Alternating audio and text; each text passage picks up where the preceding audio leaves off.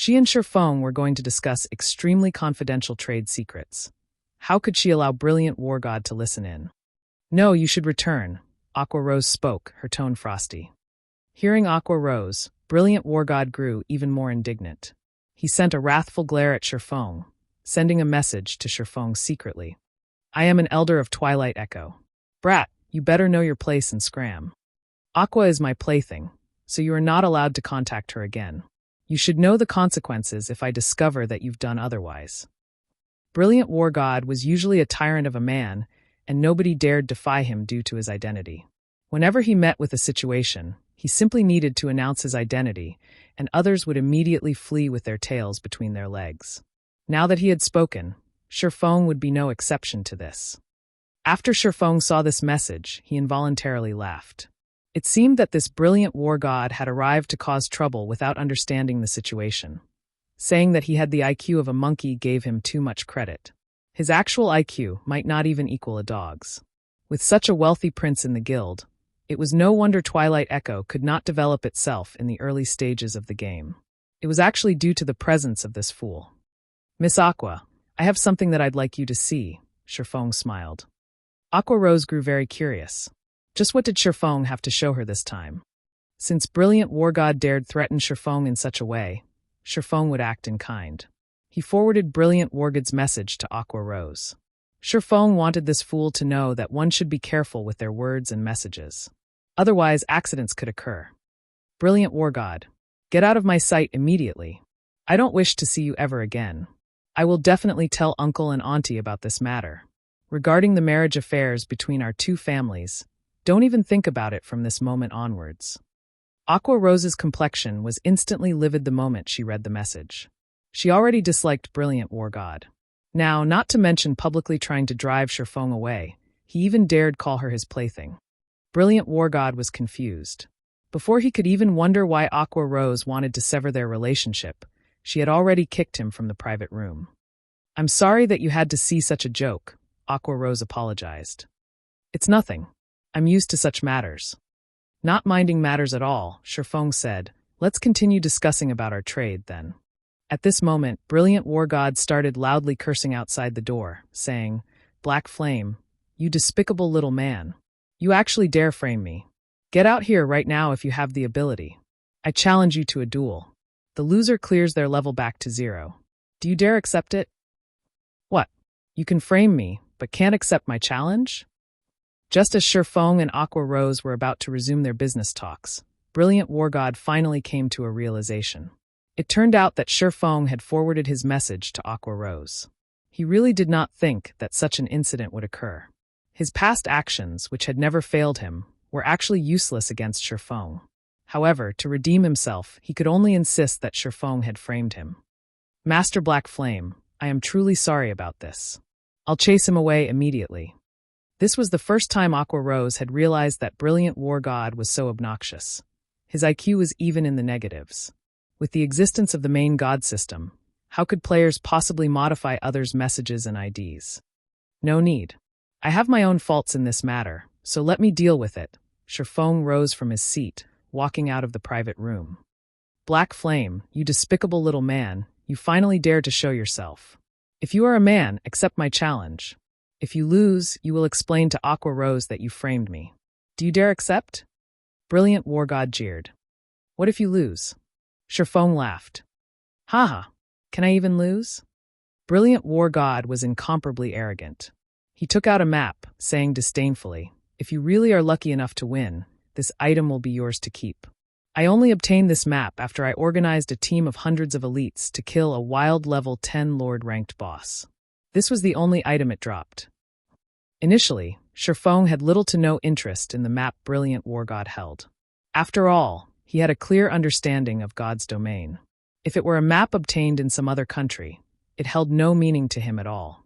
However, the moment Shifeng spotted the symbol of an ash blade on the back of the map, it instantly roused his interest. The ash blade was the mark of the God Slayer.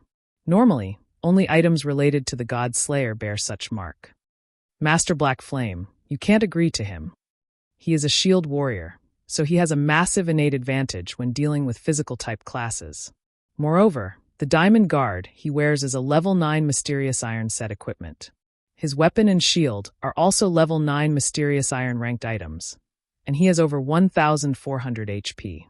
Moreover, Brilliant War God has powerful techniques himself. Even 2 to 3 physical type class experts attacking together wouldn't be his match. Aqua Rose hurriedly stopped Sherfong.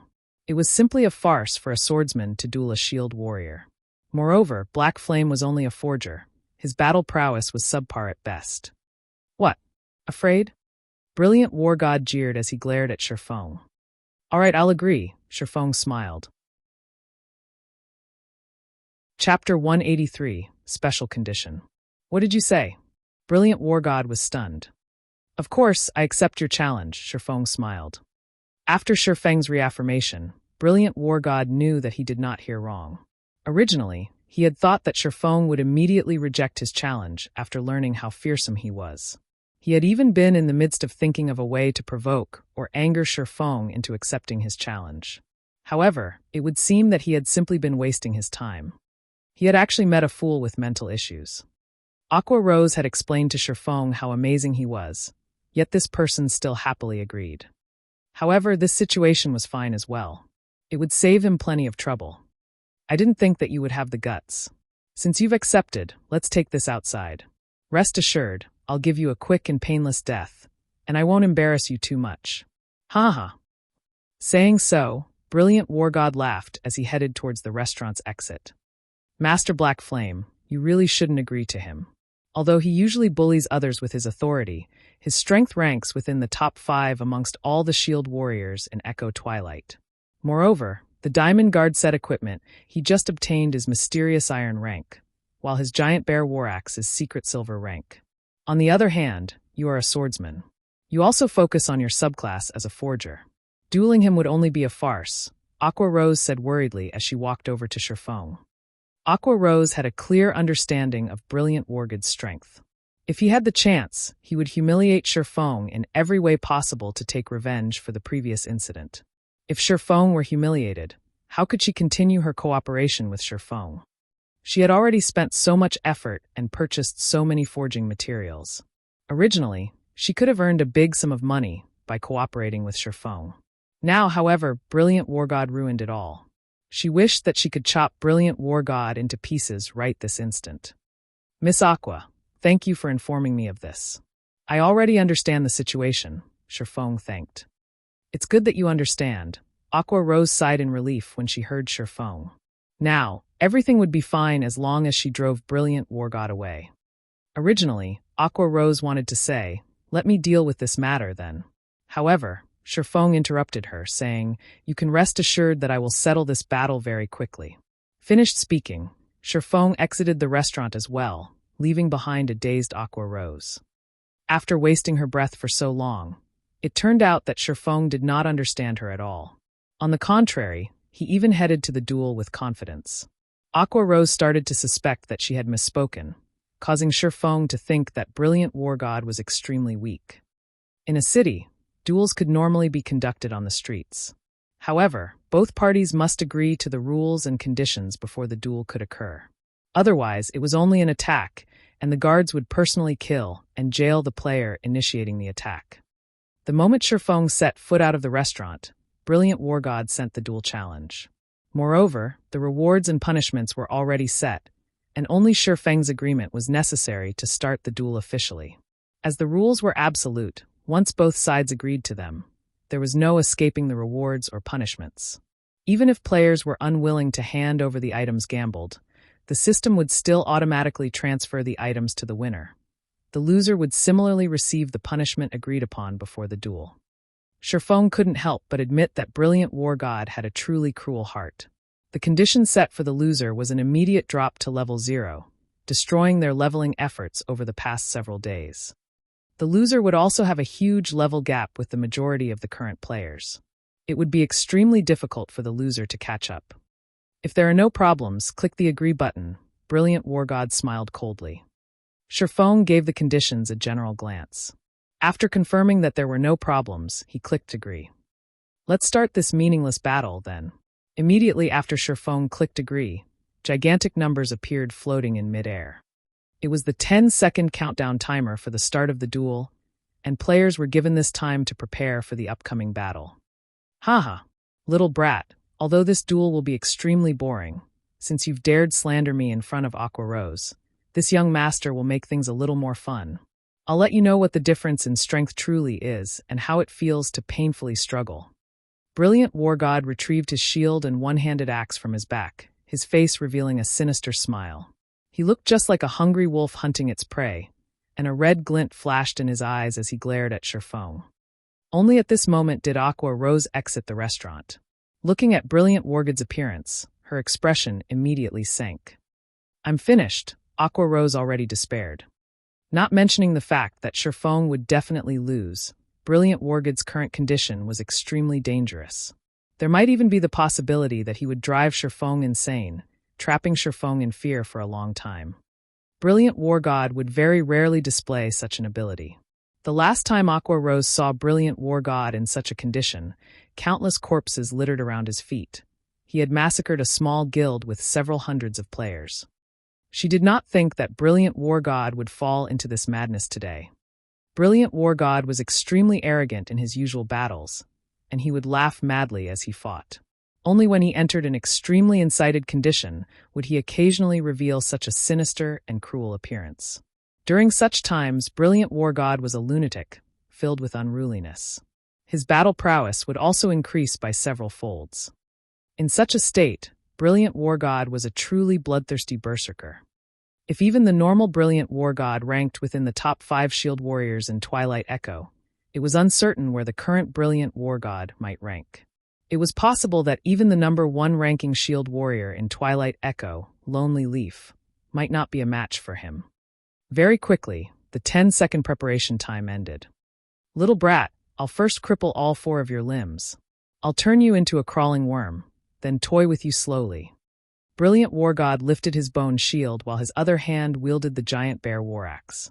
His face revealed a sinister smile as he charged at Sherfong. Brilliant War God's current appearance did not resemble anything human. Instead, he looked more like a lunatic possessed by a demon. After entering this crazed state, Brilliant War God became extraordinarily fast and nimble. He charged Sherfong head-on. However, when Sherfong sent a sword stabbing at him, Sherfeng's sword merely penetrated the afterimage left behind by Brilliant War God. "I'll first cripple your right arm." Brilliant War God suddenly appeared at Sherfeng's right, his giant bear war axe abruptly descending and slashing at Sherfeng's right arm.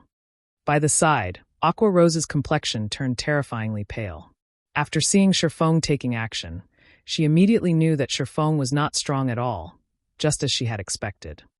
However, it was an ordinary situation after all. To become Starmoon Kingdom's number 1 forger, Sherfong must have spent a lot of his effort on forging. Where would he find the time to increase his battle techniques? Even if Sherfong were an expert in some other virtual reality game, it would not be the same in God's domain. After entering God's domain, even the experts of other virtual reality games would only be slightly stronger than others. A lot of time was necessary to sharpen oneself in God's domain, and one needed to constantly battle monsters to improve. However, Sherfong clearly did not possess that much time. Brilliant War God would torture Sherfong here and now. He would fall into mental derangement for a long period. Even if he did not go crazy, he would be in a daze for a long time. How was she supposed to continue their trade with Sherfong in such a state? "It seems that I can only wait longer," Aqua Rose said helplessly as she looked at the right arm Brilliant War God targeted.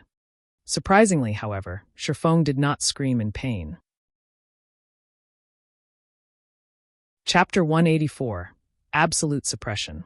At this moment, Brilliant War God's giant bear war axe left a deep red streak across Sherfeng's arm. In God's domain, although players would not receive high damages when their limbs were attacked, they would feel a faint numbing feeling in their limbs. Moreover, the numbing effect lasted for quite some time. During this time, players' reactions would slow down, affecting their battle conditions and slightly reducing their battle prowess. However, players would rarely attack limbs when they piked others, as there was no meaning to such an action. Compared to attacking the limbs, the body was a much easier target. After all, it was much easier to defend against an attack aimed at the limbs. Moreover, the limbs were much more nimble than the body, making them harder to hit. Most importantly, However, attacking vital points on the body would cause much more damage. Normally, only when experts piked new players would experts use such an attack method to toy with the new players. Right now, Brilliant War God clearly intended to toy with Shifeng. However, although Shifeng had been hurt, he did not scream in pain as expected. This utterly surprised Aqua Rose. Shifeng was, after all, only a forger. In God's domain, he would be the equivalent of a civilian worker, and his pain tolerance would be very low. Even if he were a battle veteran of God's domain, his face would at least twitch, and he would suck in a light breath when he received an attack. No matter how she looked at it, with Shifeng's subclass as a forger, he should at least make a sound as he was hit. Was it possible that Shifeng had turned off his pain perception completely? Normally, experts would maintain their pain perception at 30%, and only the newcomers and noobs would turn it off as they could not endure the pain. However, a majority of the players in God's domain would maintain it around 20%. No matter how one looked at Shifeng, he was by no means a newcomer or a noob, so it was impossible that he would turn off his pain perception completely. Yet his arm sustained the hit just now, but not the slightest hint of pain showed on his face. On the contrary, a smile filled his face right now. This was simply too abnormal. However, Brilliant War God paid no mind to these matters. Although he felt that something was missing, such as the screams of pain, that would not deter his continued attacks on Shifeng. Axe swing after axe swing landed on Shifeng's four limbs, and after a full 5 seconds, Brilliant War God nearly roared with excitement from his ceaseless attacking. Meanwhile, Aqua Rose's shock grew as she stood a distance away and watched the scene before her. Black Flame, which location's god are you? However, she was not shocked due to how precise Brilliant War God's crazy attacks were. Instead, she was shocked by the HP bar above Shifeng. Brilliant War God's frantic attacks barely reduced Shifeng's HP. As of this moment, Shifeng had only lost 10% of his total HP. On the contrary, after 5 seconds passed, Shifeng's HP once again rose to 95%.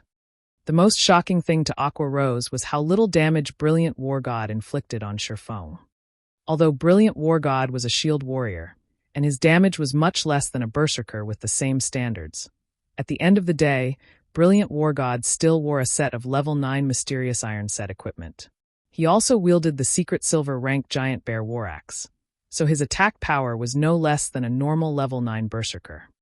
Even though Brilliant War God did not use any skills, his normal attacks failed to cause over -15 damage with each strike.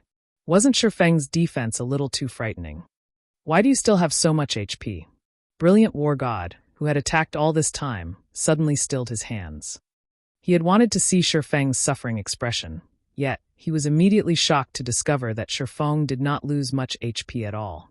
He then looked at his damage log, discovering a series of damages that was only around -10. You have keen reactions, precise attacks, good battle techniques, above average standards, and you're capable of activating extraordinary condition. It's as expected of Twilight Echo's 5th ranking shield warrior. Shifeng made a general deduction of Brilliant War God's standards. He then said with a smile, "Since you're done attacking, it should be my turn now." Shifeng was currently level 14 while Brilliant War God was only level 9. In God's domain, if players and monsters had a level gap of 3 levels, then due to the level suppression, players would have their damage reduced by around 50%. Meanwhile, in a situation where both sides consisted of players, the party with the lower level would have their damage reduced by 65%. If the gap grew to 5 levels, then there would be an 80% damage reduction. For 10 levels and above, the damage reduction was 95% and above. In addition, Shifeng currently wore the Silvermoon set equipment, so his defense was very high, to begin with. After he had risen to level 14, his endurance attribute increased just beyond 80 points, activating the hidden passive skill for endurance, basic body strengthening. With this passive skill, all attacks causing less than 50 damage were greatly weakened. His battle recovery rate would slightly increase, and his stamina recovery would slightly improve as well. Due to the damage Brilliant War God caused him being extremely low, his battle recovery could replenish most of his lost HP in one shot. This was the specialty of virtual reality games. Due to the gap in levels and attributes, the disparity in strength was worlds apart. Brilliant War God was obviously unaware of this. Stop bluffing. You're merely a blockhead with high defense. Watch how I'll get rid of you and send you back to level 0. Regret becoming my enemy. Brilliant War God did not and would not believe that Shifeng could retaliate. He raised his giant bear war axe, sending a fierce slash towards Shifeng's chest. Brilliant War God no longer fooled around. He wanted to get rid of Shifeng instantly like a fierce gale, so he coupled his attack with a skill. However, standing at a distance, Aqua Rose did not think that Shifeng bluffed at all. Since the start of the battle, Shifeng had waved his sword only once, then stood without moving, allowing Brilliant War God to attack him for an entire 5 seconds continuously. 5 seconds. Even the weakest players could attack or defend many times within this amount of time. Yet, Shifeng chose to do nothing at all. The moment Brilliant War God's giant bear axe passed through Shifeng's body, Brilliant War God involuntarily revealed a cold smile. His belief that Shifeng only bluffed was reaffirmed. After image, Brilliant War God immediately noticed that sensation of his axe passing through Shifeng felt odd. At this moment, he realized that the Shifeng before him was simply an afterimage. He then spun, searching for Shifeng's position. At this moment, Shifeng had already arrived at Brilliant War God's back. His movements were silent, as if he did not exist at all. Shifeng's right hand twitched, and the abyssal blade lightly pierced through Brilliant War God's back. A hole appeared in the hard armor that Brilliant War God wore, and the shield warrior instantly felt his heart cool to freezing temperatures. Brilliant War God felt an immense pain in his chest. Since when had a young master like himself experienced such a degree of pain? Immediately, he released an agonizing scream as a damage of over -300 appeared above his head. With a single hit, Brilliant War God lost over a fifth of his total HP. Such speed and attack power. Aqua Rose had distinctly witnessed it from a distance, and her shock-filled eyes involuntarily blinked as a result.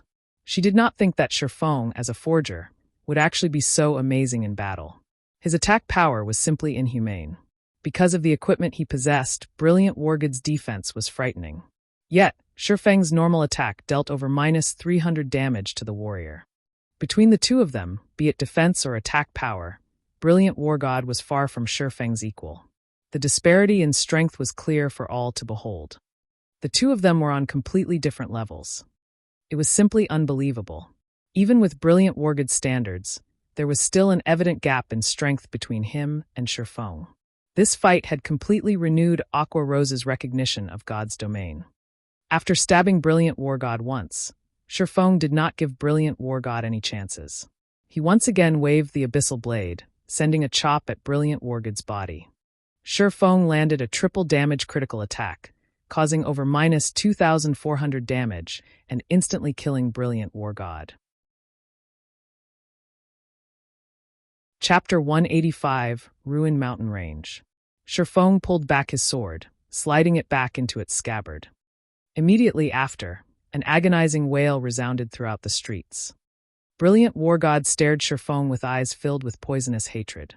However, there was also a thread of fear hidden within that hatred. After all, Shifeng had only used a single swordsman's skill, chop, to kill him instantly. Brilliant War God's past confidence and arrogance had, at this moment, shattered. He quietly watched as his HP frantically decreased, and in the blink of an eye, he only had 1 HP remaining. Brilliant War God fell to his knees, his eyes filled with shock and fear. As this was only a duel, Brilliant War God could escape death this time. However, as Brilliant War God regained some of his spirit, he finally understood Shifeng's comment of this would be a boring battle. At that time, Brilliant War God had still thought that it was Shifeng's arrogance, not knowing the immensity of heaven and earth. In reality, however, no! Brilliant War God exclaimed as he noticed his levels swiftly decreasing. In the blink of an eye, he had already fallen to level 0. Although duels would not allow players to die, the punishment the losing party received would not be altered in the slightest. The sinister punishment Brilliant War God had previously set for Shifeng had all come biting back at him. The system also transferred the map he gambled into Shifeng's inventory. This time, not only had he dug his own grave, but he also bought his own coffin, suffering twice the loss. Miss Aqua, I'm done. Let's continue our talks. Shifeng looked towards Aqua Rose with a smile as he spoke. Brilliant War God glared at Shifeng with a malicious expression, his teeth gnashing. Immediately after Shifeng turned his back on Brilliant War God, the shield warrior took out a Tier 1 magic scroll, using it on Shifeng. Black Flame Die. The Tier 1 magic scroll that Brilliant War God used was a flame-type spell called Flame Spear. The scroll contained a relatively strong, single-target, destructive spell. In any case, Brilliant War God had already fallen to level 0. He would not suffer a loss if the guards captured and jailed him. At worst, he would just have to delete his account and start all over again. It would be acceptable if he could kill Shifeng and appease his hatred. Careful, Aqua Rose warned. Shifeng did not expect Brilliant War God to be insane enough to dare attack him in the middle of Blackwing City. However, due to the short distance between them, it was too late by the time Shifeng realized Brilliant War God's actions. The flame spear instantly struck Shifeng's back, and Brilliant War God revealed a sinister smile as his attack landed. This flame spear was Brilliant War God's trump card. It was capable of causing up to 2,000 flame damage to a single target. Even if Shifeng were amazing, he was a single swordsman. How high could his HP be? It would already be heaven-defying if he had 1,200 HP. With this 2,000 damage, Shifeng would unquestionably die.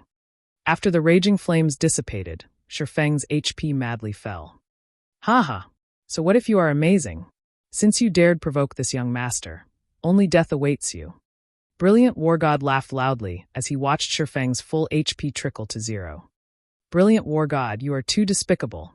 With this action, Aqua Rose finally saw through to Brilliant War God's true self. She did not think that he would be such despicable filth without even the most basic self-respect. Despicable? The victor becomes king, whereas the loser becomes a bandit. He can only blame himself for his own lack of skills. Brilliant War God sneered as he spoke. However, Brilliant War God's smile quickly faded the moment he discovered that Shifeng's HP had stopped decreasing after reaching 20%. Why? Why aren't you dead? Looking at Shifeng standing there, Brilliant War God retreated several steps. His trembling finger pointed at Shifeng as he panicked. This you don't need to know.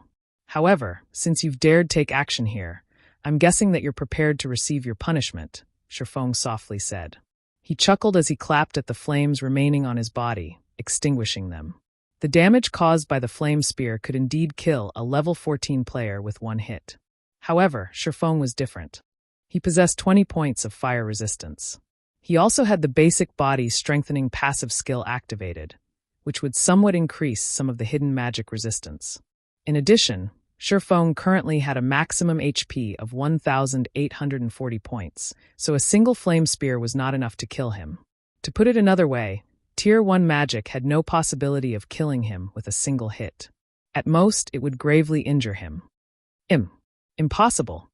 Brilliant War God was completely dumbfounded by this scene. After all, that was the most powerful Tier 1 magic scroll he had in his possession. It can't be, right? Aqua Rose was similarly shocked. Fire-type magic possessed the highest destructive force of all elemental magic. Yet, Shifeng had survived after taking a direct hit from a Tier 1 fire-type spell. Just what kind of defense did he possess? Aqua Rose even started to suspect that Shifeng was a shield warrior or a guardian knight in disguise. However, even guardian knights possessing the highest magic resistance could not forcefully survive this move. While the two suffered their shock, the Black Knights of Blackwing City had arrived. Compared to other towns and normal cities, Blackwing City's management was far more strict. The penalties it administered were even more unbearable. Hence, in Shifeng's previous life, no players dared cause a scene while in Blackwing City. Any who did simply sought their own deaths. Not to mention, Brilliant War God had actually dared attack Shifeng, who possessed the status of a demon hunter. Hence, Shifeng did not immediately take action against Brilliant War God. In reality, he simply waited for the punishment Blackwing City would provide to Brilliant War God. Brilliant War God, you have committed an offense against Blackwing City's laws. Moreover, you attacked the Lord Demon Hunter. From now on, you will remain in jail in Blackwing City for 15 days. After your release, all your attributes would be decreased by 10% for a duration of 10 days, and the EXP you gain will decrease by 20%. The Black Knight captain walked up to Brilliant War God, stating his verdict. Hearing such a penalty, Aqua Rose sucked in a cold breath. This penalty was simply too heavy. Even if they locked Brilliant War God up for 15 days, as an Elder of Twilight Echo, there were other people available to help him level back up. However, Now that he was level 0 with the 15-day gap and 20% EXP gain reduction, Brilliant War God would need to grind ceaselessly for over a month to catch up with the level of the majority of the players, not to mention catching up to the top-ranking players. Haha, Black Flame, I admit that you are amazing. However, from the moment I took action, I had already decided to delete my account and start all over again. Did you really think I would fear the system punishment? Although Brilliant War God trembled slightly when he heard the penalty he was to receive, giving it another thought, he planned to delete and rebuild his account. What should he be afraid of? Is that so? Then I look forward to you deleting and rebuilding your account. Shifeng smiled faintly, not bothering to explain. Seeing Brilliant War God's confident smile, Shifeng could not bear to shatter his fantasies. Brilliant War God thought too lightly of God's domain. If a pig-brained person like Brilliant War God could think of such a method to escape punishment, the main god system would certainly have a solution. In Shifeng's previous life, plenty of players had thought of God's domain as only a virtual reality game. They thought they could do whatever they wanted. There were even some players who had done unscrupulous and condemnable things towards female NPCs. After all, these players all thought they could simply avoid punishment by deleting and rebuilding their accounts from scratch.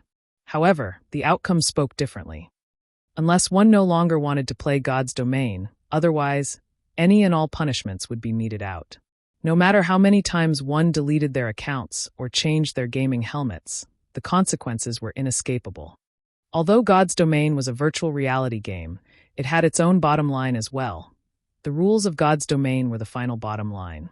Any and all who dared go past this bottom line would do well to prepare themselves for their punishments, no exceptions. When Brilliant War God saw Shifeng's smile, he suddenly felt uncertain about his decision. However, when he gave it more thought, it was possible that Shifeng just tried to frighten him. Immediately, Brilliant War God logged out of God's domain, preparing to delete and rebuild his account. Meanwhile, Shifeng no longer cared to pay any attention to this brainless princeling. He then opened his bag, examining the clue to the God Slayer that he had just obtained. There was no marked location on this map. There were also no written words to give an explanation. If any other players were to obtain this map, they would have no clue of what to do with it. After all, they would not know the location displayed on the map, nor would they know how to look for it. Moreover, the official site did not publish a world map for God's domain. That explained Brilliant War God's ignorant generosity of wagering this map. Fortunately, Shifeng was extremely familiar with God's domain. In Shifeng's previous life, the various major guilds in God's domain made their own maps of God's domain, and Shadow was no exception. 10 years after God's domain started its operation, the world map that Shadow possessed was very thorough. Meanwhile, familiarizing oneself with the world map was one of the basic requirements of a guild leader, including Shifeng. However, the map currently in Shifeng's hands displayed very complicated terrain. Only after racking his brain for some time did Shifeng manage to recall a place with a similar terrain as shown on this map. It was the forbidden territory for humans, the Ruined Mountain Range. Chapter 186, State A Price. Just as Shifeng recognized the location shown on the map. For level 200 black guards appeared on Light Street, each wielding a black spear in their hands and walking towards Brilliant War God. They intended to take him away. Don't even think of catching me. Brilliant War God immediately logged out of the game. However, an unbelievable situation occurred. One could describe this as an out-of-body experience. Like an empty shell, Brilliant War God's body suddenly fell to the ground, motionless. However, the 4 black guards did not care much about this. 2 of the knights grabbed a hold of Brilliant War God's body from each side, dragging him away from Light Street. Soon after, the Black Knights also dispersed from the scene. Master Black Flame, what is going on here? Didn't Brilliant War God log off? Logically, his body should also have disappeared. Aqua Rose looked at Shifeng, her shining eyes blinking as she asked. Although Aqua Rose did not know why she would ask Shifeng, her instincts told her that Shifeng might know the answer. If Shifeng knew that Aqua Rose had asked him about this matter out of instinct, the fearsomeness of a woman's intuition would certainly surprise him. Hearing Aqua Rose's question, Shifeng simply smiled and said, "It should be that the system doesn't allow players avoid punishment." Blackwing City's judgment was, without a doubt, the system's judgment. If Brilliant War God had properly received his punishment, he would only have to pay the smallest price. However, if Brilliant War God deleted and rebuilt his account, not to mention losing the money and equipment that he originally had, he would also lose all the reputation he had earned in God's domain. Reputation was not easy to gain. After all, many of the quests that rewarded players with reputation points were unique quests. So, it is like that. Aqua Rose understood the truth of the matter. Otherwise, if everyone simply deleted and rebuilt their accounts the moment they did something nefarious, wouldn't that turn God's domain into a heaping mess? However, along with the passing of time, player levels would become higher, while the chances of such matters occurring would decrease as well. After all, players had dedicated a great amount of time and energy onto cultivating their God's domain accounts. There would be few people with the courage to start all over again. However, if players encountered a situation like Brilliant Wargods, a majority of them would choose to delete and rebuild.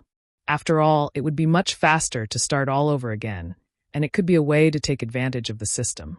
Naturally, the main god system would not make such a mistake. Regarding the calamity that had befallen Brilliant War God, Aqua Rose did not display a hint of sympathy. On the contrary, she was very grateful for Shifeng's significant help. Her and Brilliant Wargood's families had always been friendly with each other, and both families intended to increase and widen their wealth and influence through marriage. On the other hand, Aqua Rose had, from the very beginning, opposed this notion. She intended to create a legacy for herself, increasing her right of speech within her family to oppose this marriage. God's domain just so happened to have given her this very good chance. As long as she could further herself in God's domain, and adding in Brilliant Wargood's actions, she could easily vanquish the notion of marriage between the two families.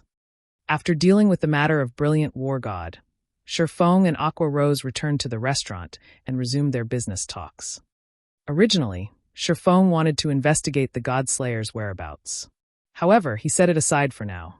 In God's domain, the Ruined Mountain Range was an absolutely forbidden place for humans. In Shifeng's previous life, many players did not believe this fact. In the end, all who went there found only death. From then on, nobody dared casually enter the Ruined Mountain Range. With Shifeng's current strength, not to mention entering the Ruined Mountain Range, even the path leading to the Ruined Mountain Range presented an impossible challenge for Shifeng. How would he reach the location marked on the map? The only choice he had right now was to increase his strength. When he had sufficient strength, he could then think of a way to go there. Master Black Flame, these are the various forging materials that you've requested. Due to limited bag space, I've only brought the rare and precious materials. This time, Master Black Flame has helped me a great deal, so I'll sell these to you at a lower price. You just need to pay me 43 gold coins for them. Aqua Rose displayed the transaction list, smiling as she spoke. The cost of purchasing all these materials came to a total of just over 37 gold. Originally, Aqua Rose intended to sell all these materials to Shifeng for 50 gold. However, since Shifeng had helped her out, she chose to earn a little less in this transaction. Initially, Aqua Rose had not possessed enough gold coins to purchase all these materials. However, she made a big profit from the Glimmer chestplate forging designs, which she bought from Shifeng last time. Not only had she earned over 100 gold coins, but she also earned back all the credits she used to purchase the forging designs. She still had quite a few Glimmer chestplate forging designs remaining. If she sold all of them, she could still earn tens of gold coins and hundreds of thousands of credits. Even for an Apex first-rate guild like Twilight Echo, the entire guild's currently available fluid funds only amounted to 20 to 30 gold.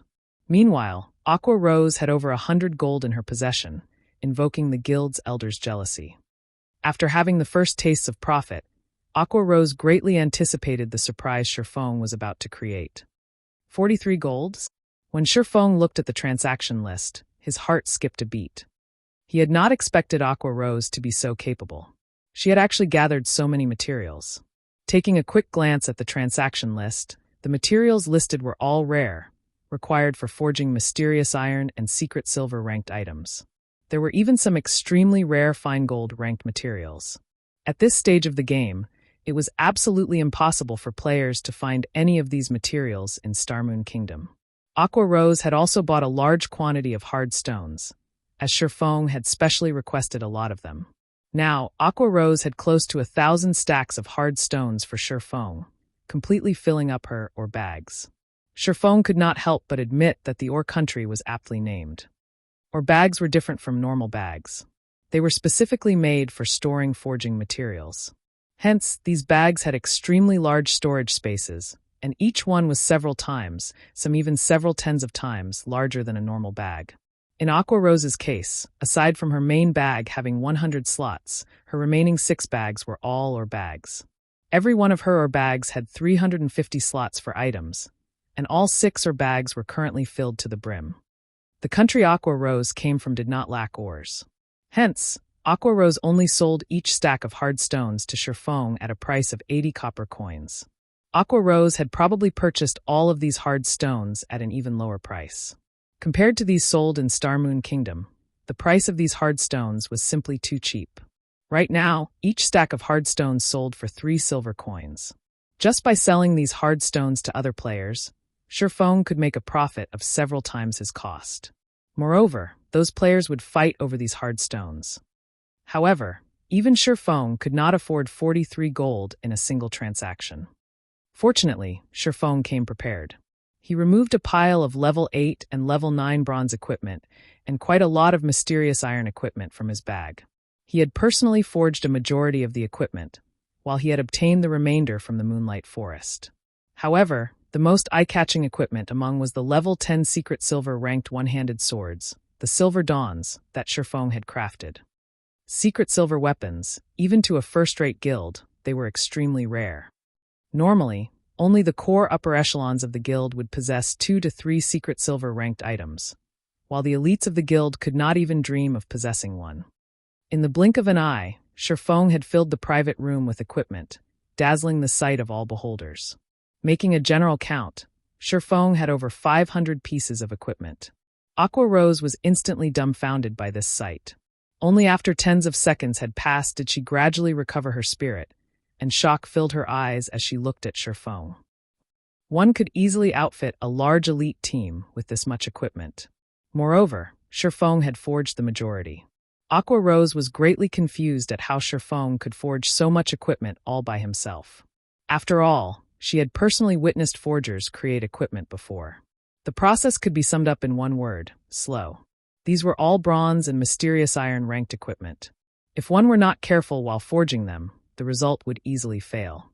So, the process of forging equipment of such quality was definitely much slower than that of common equipment. Since the last time Aqua Rose met with Shifeng, only a little more than 3 days had passed. Even if Shifeng continuously forged equipment without sleep or food during this period, it should still be impossible for him to forge this much equipment. "Miss Aqua, I already brought the equipment. State a price," Shifeng smiled. Aqua Rose immediately felt as if she had been cheated. Originally, she intended to make a big profit off of Shifeng. However, with 500-plus pieces of high-level equipment placed before her, even if she sold herself to Shifeng, it still might not be enough. Chapter 187, Frightening Forger. The private room of the restaurant was very large. However, it was insufficient to contain all of the weapons and equipment that Shifeng had taken out. The entire room was cramped with items right now. After counting for a long while, Aqua Rose finally had a firm grasp on the number of weapons and equipment that Shifeng had brought. Among them, there were over 200 level 8 and above bronze weapons, over 300 pieces of level 8 and above bronze equipment, 70 level 9 and above mysterious iron weapons, 80 pieces of level 9 and above mysterious iron equipment, and 20 level 10 silver dawns. There was close to a total of 700 weapons and pieces of equipment. With this much equipment, Aqua Rose would have no problems gearing up even a 100-man team. The attributes of the Silver Dawns were especially frightening. Compared to the giant bear war axe that brilliant war god had, the Silver Dawn's attributes were much stronger. Twilight Echo had sacrificed many of their elite members to obtain Brilliant Wargod's level 9 giant bear war axe. After all, it was only a normal occurrence to lose over 20 elite players when dealing with a chieftain-ranked field boss. Chieftain-ranked field bosses were extremely rare in God's domain, and meeting one all depended on luck. Moreover, after meeting one, sacrifices were necessary to bring it down. This was the exchange of the lives of the guild's elites for equipment, and it was a huge loss to the guild. Yet, Sherfong casually displayed 20 secret silver weapons. Aqua Rose no longer knew how to describe Sherfong. Despite having an immeasurably high strength, his standards as a forger were also at their apex, as Aqua Rose had yet to hear news of any player forging a secret silver-ranked item. Sherfeng's existence simply caused others despair. At the same time, Aqua Rose had finally come to an understanding of just how frightening a forger could be. If any guild could have a forger like Sherfong, that guild would not have to worry about trying to obtain equipment. As long as they had the forging designs, they could have whatever equipment they wanted, and at any time they wanted it. There would be no need for them to waste tremendous effort to kill bosses. Moreover, killing an extremely powerful boss would only yield several pieces of equipment. On the other hand, as long as a forger had the materials, they could create as many pieces of equipment as they wanted. It was much faster and more convenient. "Miss Aqua, you look a little pale. Are you all right?" Sherfong looked at the dazed Aqua Rose, asking with concern. "Me?" As Aqua Rose regained her senses, she involuntarily wiped the sweat from her forehead. "I'm fine. Why would I have any problems? Is it possible that Miss Aqua can't afford this many weapons and equipment? If this is so, just pick as many as you can." Sherfong could sympathize with Aqua Rose's situation. After all, even a first-rate guild could not buy up all this equipment in one go, not to mention Aqua Rose by herself. "Master Black Flame, I want all of these items. However, can we carry out the transaction with credits? Otherwise, if I give Master Black Flame all of my gold coins, I would starve." Aqua Rose smiled bitterly. There were so many good items before her eyes, and it would be a sin not to gobble all of them up right now. What did the various large guilds lack the most? The answer was obvious: high-level weapons and equipment. Level 8 and above weapons and equipment just so happened to be what guilds lacked the most. Just a single piece of level 8 bronze equipment was worth well over 20 silvers on the market right now. Level 8 bronze weapons even sold for 30 silvers or more, while level 9 mysterious iron equipment was worth 50 silvers or more, and level 9 mysterious iron weapons sold for 80 silvers or more. As for the level 10 secret silver weapons, the Silver Dawns, they were priceless treasures, and not a single person out there would willingly sell one. If a price were truly to be set, with the Silver Dawn's attributes, at the very least, it would sell for 2 gold coins or more. 20 Silver Dawns would then equate 40 gold coins. That was nearly half of all the game currency Aqua Rose owned. Moreover, this was the lowest price for the Silver Dawn. "That's fine as well. I'll just take these forging materials in addition to 50 gold to cover for a portion of the bill. You can pay the remainder using credits," Sherfong spoke after giving it some thought. This, Aqua Rose hesitated for a long time. In the end, however, she gnashed her teeth as she agreed, saying, "All right, I understand." Hearing Sherfeng's words, Aqua Rose really wished that she could recruit Sherfong. In just a few moments, Sherfong had taken away a greater half of the gold coins she had earned after much effort. Aqua Rose felt extreme frustration in her heart. However, Aqua Rose suddenly discovered that she truly did not possess anything that could attract Sherfong to her side. Regarding weapons and equipment, as a forger, Sherfong did not lack any of these, to begin with. His money-earning capabilities were obvious. As for status, although he was simply a nobody right now, the moment the name of the Black Flame Forger spread, his status would become undeniably grand, earning the respect of others. The only thing remaining was a girlfriend. If Sherfong did not have one right now, there were plenty of great beauties in Aqua Rose's elite team. Every one of them possessed beauty that could easily move one's heart, and their bodies were all curved in the right places. Plenty of men often tried to court these women. Aqua Rose would be rich if she could get one of her team's beauties to hook up Sherfong. However, it would be unquestionably foolish if she asked Sherfong this question right now. She could only wait until their relationship grew before digging for some hints. If Sherfong knew the thoughts Aqua Rose had in her head right now, she would probably frighten him away. After all, who would have thought that the elegant and cheerful Aqua Rose could be so cunning? Very quickly, the two of them completed their transaction. Aside from obtaining the 43 gold's worth of materials from selling the equipment, Sherfong also obtained an additional 50 gold coins and over 2 million credits. Just by striving for 3 short days, Shifeng had instantly multiplied the 10+ gold he had initially spent by more than 10 folds. Shifeng had made a huge profit from this trade. This time, regarding gold coins, Shifeng had once again become the richest person in White River City. Meanwhile, Aqua Rose was also greatly pleased. With this many weapons and equipment, she could greatly strengthen her own legion and very quickly turn it into the #1 legion in Twilight Echo. At that time, her right to speak would also grow, while those elders would no longer dare speak nonsense in front of her. Master Black Flame, let's schedule next trade for 4 days from now? It just so happens to coincide with the day the Blackwing auction will be held. What do you think? Without realizing it, Aqua Rose treated Shifeng as a good friend now.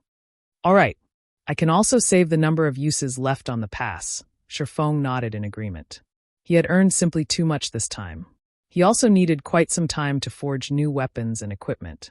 Now that Aqua Rose had yet to obtain additional Blackwing City passes, it was also beneficial to have a time extension. Soon after, the two parted ways. Shifeng then went to purchase more frost grenades. This time, he bought a full stack of 200 intermediate frost grenades for 18 gold. He also bought 5 stacks of 1,000 basic frost grenades for 13 gold, 50 silver. In just a short moment, he had spent 31 gold, 50 silver. However, Shifeng did not feel any heartache over it, as the money he obtained from Aqua Rose just now was simply the tip of the iceberg. The true iceberg was still within his grasp with the incomparably popular hard stone. To Aqua Rose, whetstones were neither rare nor special. After all, being from the Ur country, such items were available in abundance. The number of forgers there was as plentiful as the hairs on an ox, so they were not particularly desperate for such items. However, it was a different story for the Star Moon Kingdom with the various guilds in the White River City region who were desperately trying to level up. These guilds were in desperate need of hard stones. Yet, it was just too difficult to obtain any. They might even go bald from over-worrying right now. As for after these guilds entered White River City, Shifeng did not need to worry that these guilds would suddenly halt their need for whetstones. Even after everyone entered White River City, the issue of durability would still plague them. It might even become a much more serious issue. Hence, Shifeng did not worry in the slightest that he could not sell his hard stones. He merely had to decide at what price he would sell them for. Just as Shifeng was about to return to White River City, Blackie suddenly sent news. Brother Feng, this is not good. Right now, all of the guilds within the White River City region are looking for you. They say that if you do not give an explanation on the official forums, all the guilds within the White River City region will add us to the wanted list. Chapter 188. You are digging your own grave. After reading Blackie's message, Shifeng was confused. Why would the guilds within the White River City region suddenly look for trouble with them for no reason? Moreover, they even wanted an explanation. What did they want him to explain? However, Shifeng did not pay further attention to this matter. It would be better for him to get the details after he returned to White River City. Hence, he took out the 7 Luminaries crystal, teleporting to White River City. Level 10 Monster Area, White Sand Ruins. A 40-man elite team was currently clearing Level 10 Desert Twin-Headed Snakes. Every member of the team took action in an organized fashion, and very quickly, the team dispatched all of the tens of desert twin-headed snakes, turning them into an abundance of EXP. This elite team belonged to the Guild Martial Union, chased out of Red Leaf Town by Shifeng. Meanwhile, the leader of this team, none other than Unstable Devastation. Boss Unstable, the deed is done. I've already told them the conditions, pros, and cons. At that time, we'll share the secret Shifeng used to reach level 10 quickly. Currently, there are a total of 8 unrated guilds that have agreed to enter our little alliance. An assassin came running, reporting. Good, you've done well. Unstable Devastation laughed with a smirk on his face.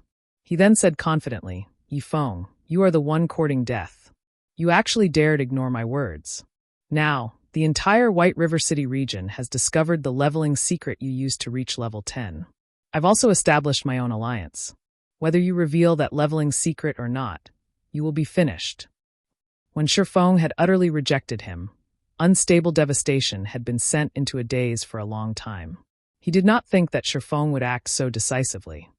However, since Unstable Devastation could not control Shifeng through threats, he could only use a more strenuous method to deal with Shifeng, publicizing the matter about this secret to all of the other guilds.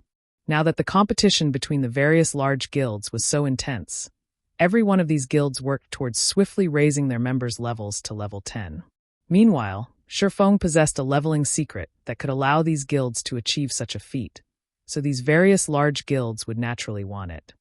After all, while the other guilds still worried over the matter of reaching level 10, Shifeng's entire team was already level 10 and currently developed themselves further in White River City. Their situations were worlds apart. Currently, Shifeng's team occupied all of the resources available in White River City. With that access, they could increase the gap even further. By the time the majority of the players in the White River City region entered White River City, Shifeng's team may already occupy all the high-level resource areas available in the city. How were other players supposed to mingle in White River City then? That was to say, if any guild could obtain Shifeng's leveling secret, they would become a tyrant in White River City in the future. With such a temptation in sight, who could resist? Not to mention, Shifeng was merely an independent player. He did not have the protection of any major power. God's domain was still not kind enough to allow a weakling exclusive monopoly on treasures. With treasures up for grabs, how could any of these guilds let go of this chance? They would do whatever they could to snatch it. As for obtaining the leveling secret through fair trade, it was an impossible notion. After all, the initial criterion for a fair trade was that both parties had to be of equal power. How could a single independent player possibly equal a large guild? If Shifeng did not obediently hand the leveling secret over, there would only be a single ending for him, death. However, even if he handed it over, death would still be the only thing awaiting him. This was the sorrow of weaklings. At this moment, even Unstable Devastation pitied Shifeng. However, who told this fool to refuse his kind suggestion? White River City, Trade Area, Bank. The moment Shifeng returned to White River City, he immediately emptied all of the forging materials he had on him into the bank. Seeing over 10,000 slots of his warehouse full to the brim, Shifeng could not help but grow emotional. After all, in his previous life, he did not possess such a rich and spectacular warehouse. He wondered just how much money he could make if he sold all of these items. At the very least, it should be enough to serve as his guild's reserve funds. In actuality, Shifeng's current fame could allow him to establish a guild easily. However, Shifeng chose to do it surely but steadily. He should first deal with the welfare of the guild. After finishing that, the guild he established would shock the world, and no power out there would be able to touch them. Even if those third-rate and second-rate guilds wished to suppress his guild, they could not stop his guild's swift development. After all, his guild would already possess a sturdy foundation and huge funding at that time. A small skirmish would not easily destroy it. After he finished tidying up his warehouse, Shifeng opened his system message log, taking a look at what was actually going on. Previously, to prevent Unstable Devastation from disturbing his trade, Shifeng had set his system communication and messages to prevent strangers from disturbing him. However, he did not think that so much would occur during the time he did so. Compared to when he entered White River City, the messages he now received exceeded 10,000. Independent players had sent a majority of them, while various guilds had sent the minority. After reading a few of these messages, Shifeng managed to grasp the general gist of what these players wanted. A majority of these players wanted to privately purchase his strategy of quickly reaching to level 10, while a minority of them directly demanded that Shifeng hand the strategy over. Naturally, this minority consisted of guild representatives. Every one of the words in their messages contained force. Although they did not use threatening words, their intent was unmistakable. They told Shifeng to do whatever he saw fit, but he would have to take responsibility for the consequences. Meanwhile, the demand for an explanation posted on the forums was also the doing of these guilds. They were clearly trying to force him into a corner. Fortunately, however, the guilds that had directly suggested that Shifeng hand over the leveling strategy were all unrated, without a single rated guild among them. Unstable Devastation. Shifeng's brows wrinkled, a chilling battle intent shone in his eyes. This was a scheme concocted by Unstable Devastation in order to push him down to a hell beyond salvation. From the experiences in his past life, Shifeng clearly understood a single matter. A hungry ghost could never devour enough. Even Shadow is trying to have a part in this? Shifeng found a new post on the forums.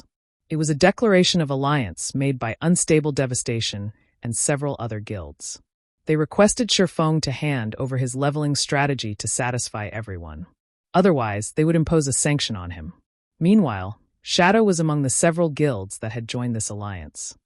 Immediately, plenty of people showed their support for Unstable Devastation. They all wanted Shifeng to hand over his leveling strategy, benefiting everyone. Shifeng simply smiled. Did they really take him for someone who could be easily bullied, someone they could mold in the palm of their hands? If Gentle Snow possessed this leveling secret, these guilds and players would have long since shut their mouths. Rather, they would cheer and sing her praises. Immediately after, Shifeng created a post on the forums. Selling the leveling strategy to reach level 10 quickly for 10 billion credits. All insincere buyers will be ignored. Shifeng then set aside the official forums, looking at the time. It was nearing dawn in the real world, so Shifeng promptly logged off to rest. However, Shifeng's post had instantly become popular. Almost everybody paid attention to it when they saw Shifeng's asking price of 10 billion. Those who had previously wanted Shifeng to publicly disclose the strategy for free now cursed even more fervently. 10 billion credits? Why don't you die instead? Unstable Devastation and other unknown guilds had all involuntarily cursed the moment they saw Yifeng's post. This Yifeng had simply gone insane for money. Which fool out there would spend 10 billion credits to buy a garbage strategy? However, anyone smart enough could easily discern Shifeng's true intentions. Naturally, these guilds also understood what Shifeng tried to say. This was Shifeng's way of indirectly sending them a message, saying, "Want this secret for free? Dream on." Without a doubt, Shifeng declared war with these guilds. "Yifeng, you are digging your own grave."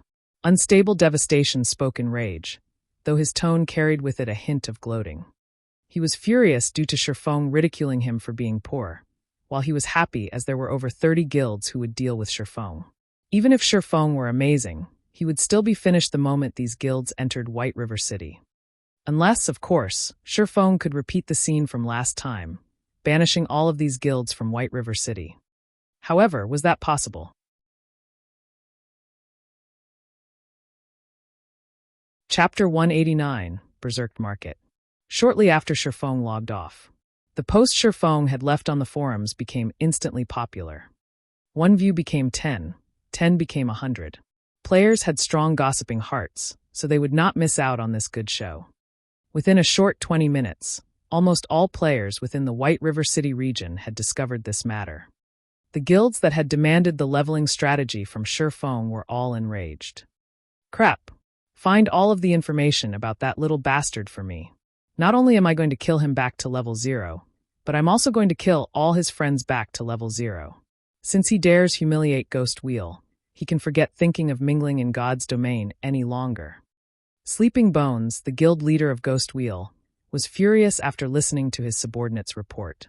Although Ghost Wheel was an unrated guild, they were still a large guild with over 5,000 members. Yet a lone, independent player looked down on them. How were they supposed to show their faces in public in the future if they took this lying down? "Leader, I've already investigated him," an elementalist said. "Speak. Since he dares look down on Ghost Wheel, I can't retain the name Sleeping Bones if I don't kill all of his friends back to level 0. Sleeping Bones bellowed. "That Yifeng is an independent player, and I've confirmed that he has 8 team members. Aside from them, Yifeng also has a good relationship with Stabbing Heart, the vice leader of the Assassins Alliance. Rumor also has it that he has a very close relationship with the Snow Goddess, Gentle Snow, as well," that elementalist answered. Sleeping Bones suddenly fell silent. Was this a joke? If they dared to actually kill Stabbing Heart of Assassins Alliance and Gentle Snow of Ouroboros, then the day they entered White River City would be the day Ghost Will disbanded. "Forget it. I, Sleeping Bones, am a magnanimous person. We'll just stick to killing Yifeng and his teammates, lest we want other people to start gossiping about us." "Roger. Guild leader is the wisest." At the same time, the other guilds that did not have a clear understanding of Shifeng began their investigations about him. They were prepared to properly deal with him the moment they entered White River City. Meanwhile, on the forums, players were currently discussing this incident. They all felt that White River City's battle of the century was about to begin. This fellow brother Yifeng simply too awesome. Isn't he trying to oppose those various guilds? He is just overestimating himself. Who does he think he is? When these guilds enter White River City, it will take no effort for them to destroy him. What do you know? Yifeng is a god-ranked expert. Previously, he turned Martial Union upside down, while Martial Union could do nothing against him. They were even chased out of Red Leaf Town.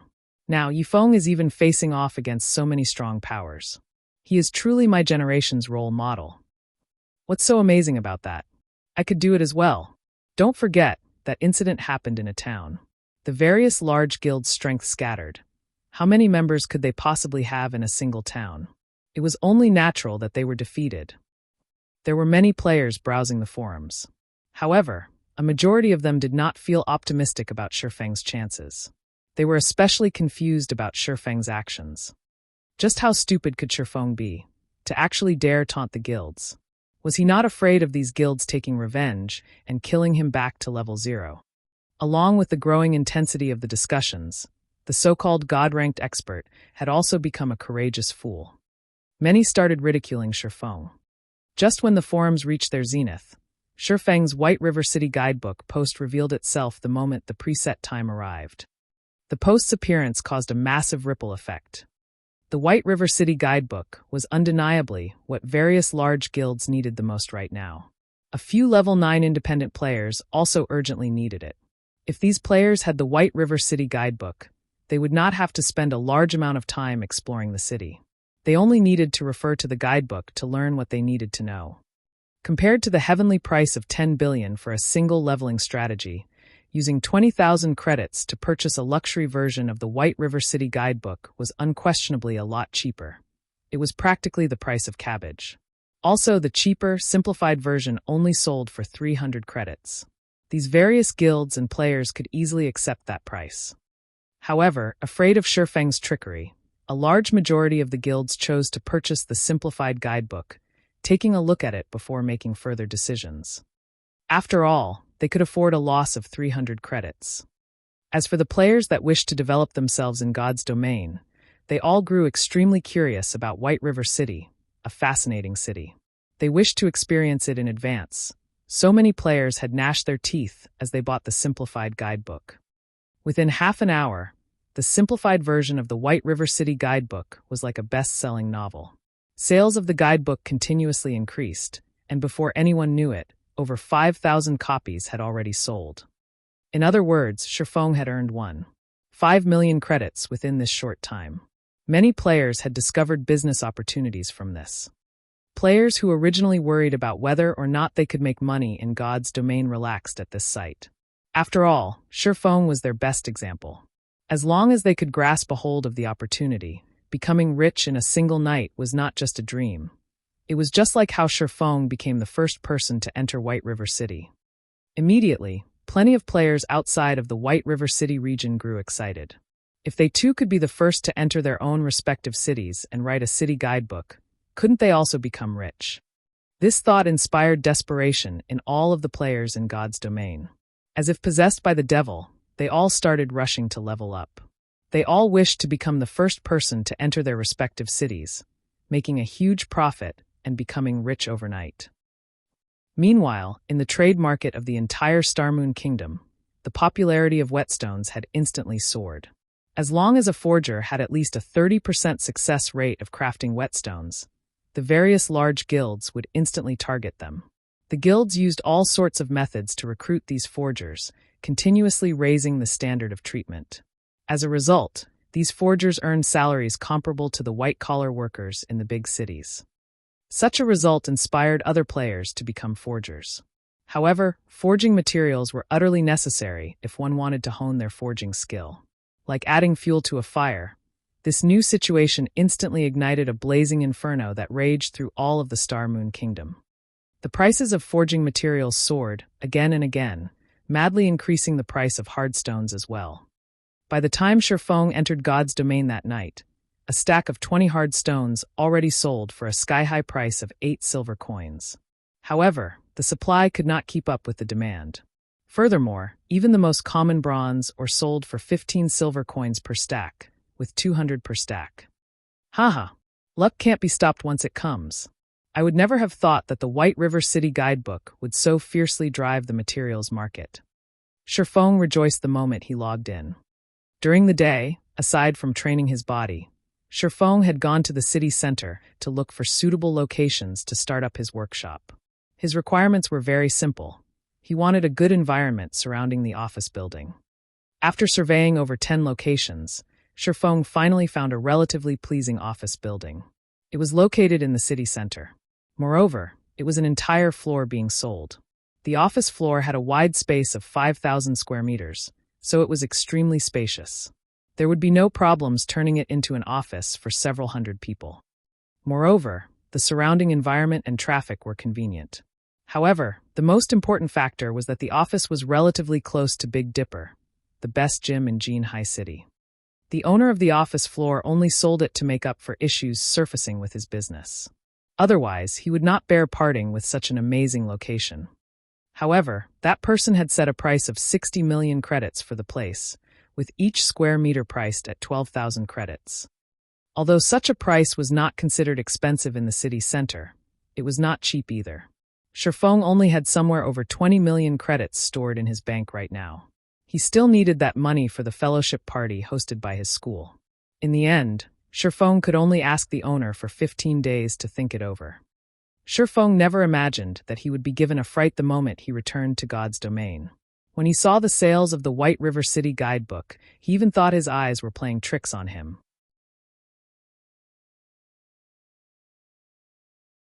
Chapter 190. Taking Precautions. Shifeng had already received attention since the problem of the leveling strategy cropped up. Now that he had priced the leveling strategy at a shockingly high price of 10 billion credits, he was once more pushed into the spotlight. Hence, it was only natural for the White River City guidebook to receive everyone's attention the moment it appeared. These sales had far exceeded Shifeng's expectations. Shifeng quietly called up the half-transparent display screen. When he examined the sales records displayed on the official forums, Shifeng involuntarily revealed a knowing smile. The simplified version of the White River City guidebook sold 25,364 copies.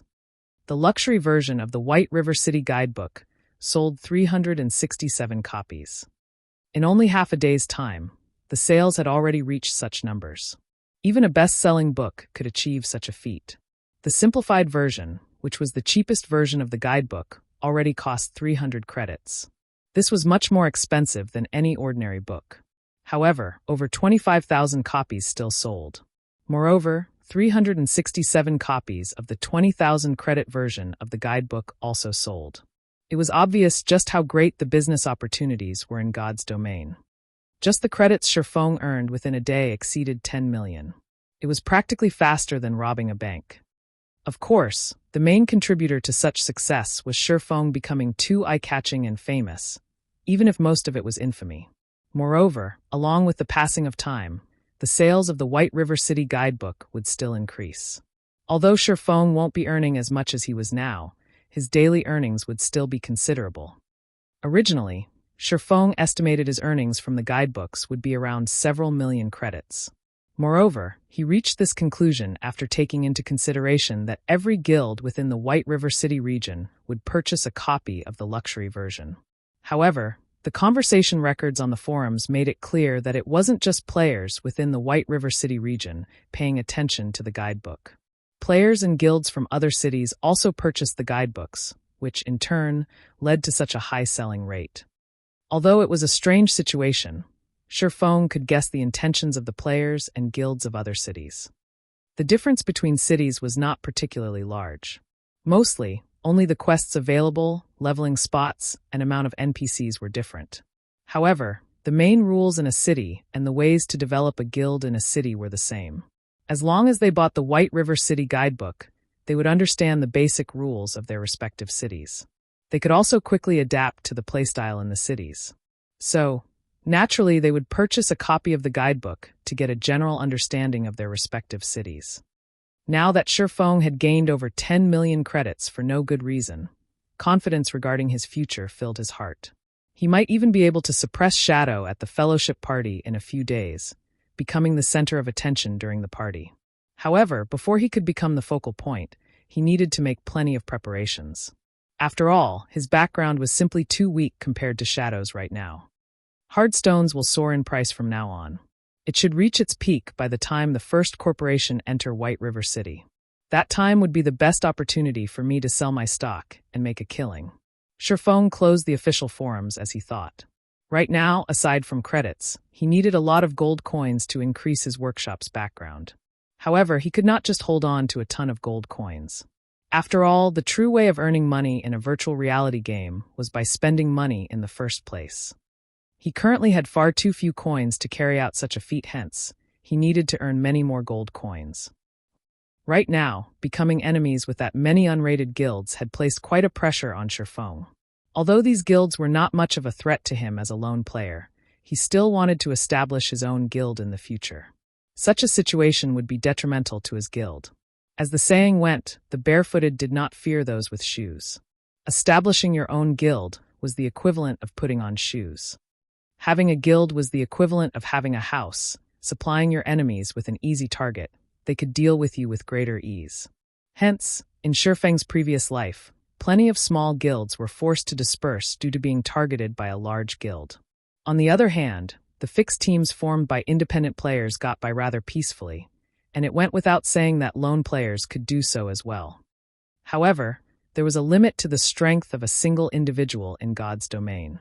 It was the same in the case of a large team.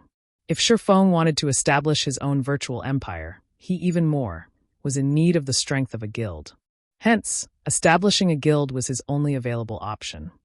To reduce the pressure on himself, Shifeng needed to increase the pressure on these unrated guilds. That way, they couldn't spare any time to deal with him.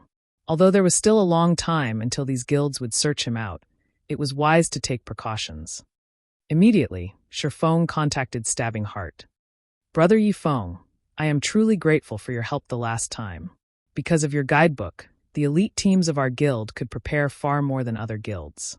After we enter White River City, I believe it won't be long before our Assassins' Alliance reigns supreme over the other guilds in White River City. Stabbing Heart excitedly said. However, after not meeting for some time, I never imagined that Brother Yifeng would grow even more famous. I am truly envious. If I become as famous as Brother Yifeng, I might even be promoted to an elder position during the next guild meeting. I'd rather be more ordinary, Shifeng smiled bitterly as he shook his head. The nail that stuck out would be hammered down. Although Shifeng had long since been prepared for this in his heart, he did not think that the actual situation would be so intense. Brother Yifeng, since you are looking for me, do you need help for something? Stabbing Heart asked. Normally, Shifeng would not take the initiative to contact him unless there was something going on. Of course. Moreover, it is good news for you, Shifeng laughed. Good news. Stabbing Heart grew slightly excited. He had received plenty of praises from the guild leader due to the help he received from Shifeng the past several times. As a result, his position in Assassins' Alliance had risen by quite a bit. Meanwhile, the matter of the White River City guidebook even earned him the good graces of the guild elders. They had already labeled him as one of the reserve elders of the guild. Such a promotion was rare in the Assassins' Alliance, and it displayed how highly the guild leader and elders thought of him. Do you lack hard stones right now? Shifeng asked. Lack. My subordinates and I have a headache over this matter right now. Even though I'd sent many people out to grind, the amount of hard stones we obtained is merely a drop in the bucket.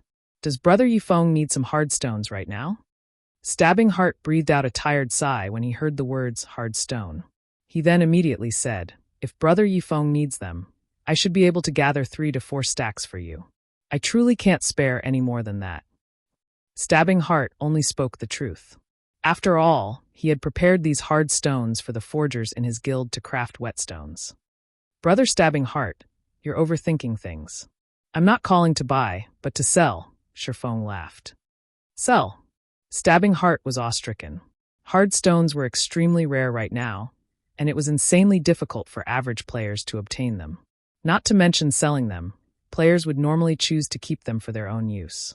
After all, if one wanted to level up quickly, whetstones were a must. How many do you have? Be it 2 or 3 stacks, I want all of them. I'll even buy them at above market price. What do you think about 9 silver coins per stack? In Stabbing Heart's mind, Sherfong was only an independent player. It was already heaven-defying for him to have 2 to 3 stacks.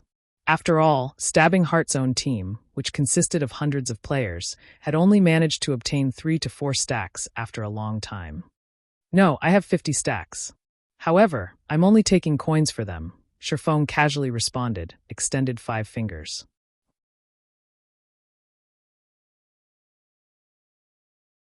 Chapter 191, Starmoon's Big Ten.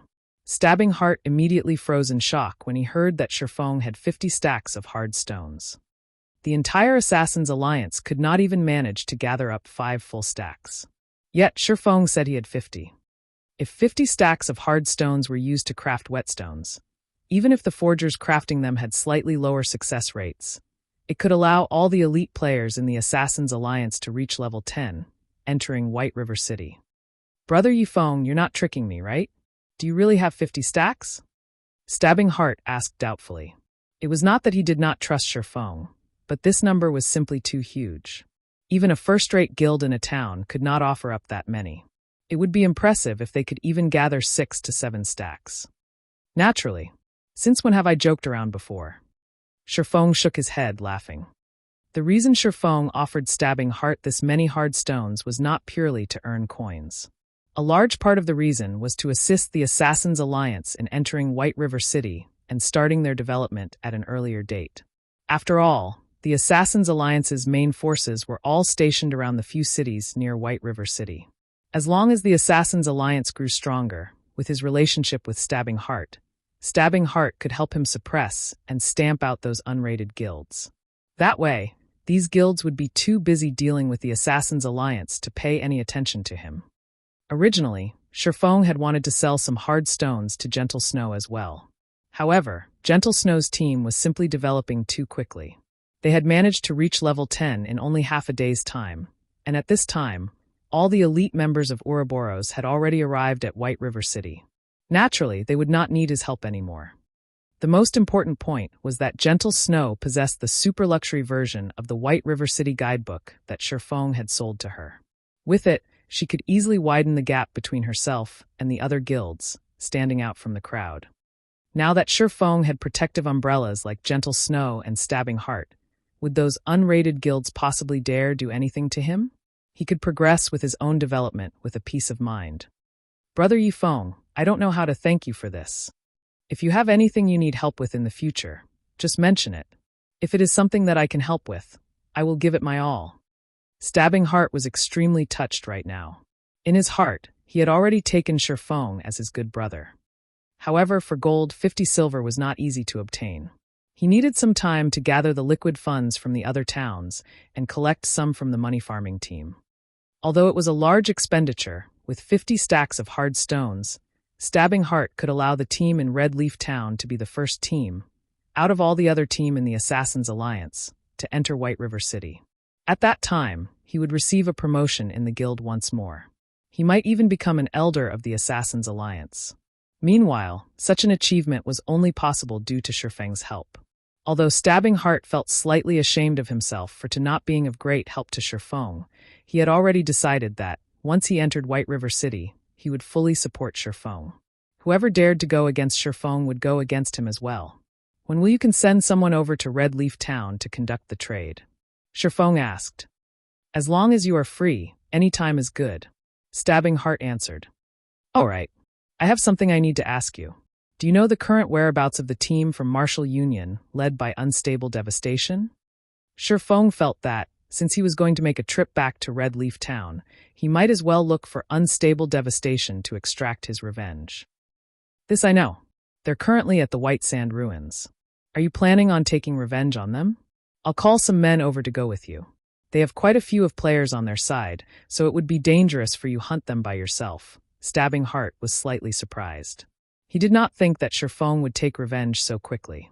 Moreover, he was even going to deal with the elite team led by Unstable Devastation directly.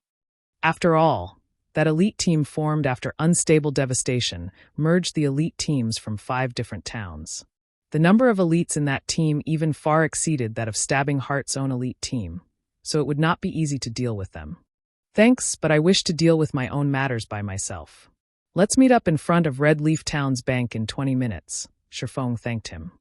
All right, I'll send some men to investigate Marshall Union's exact location.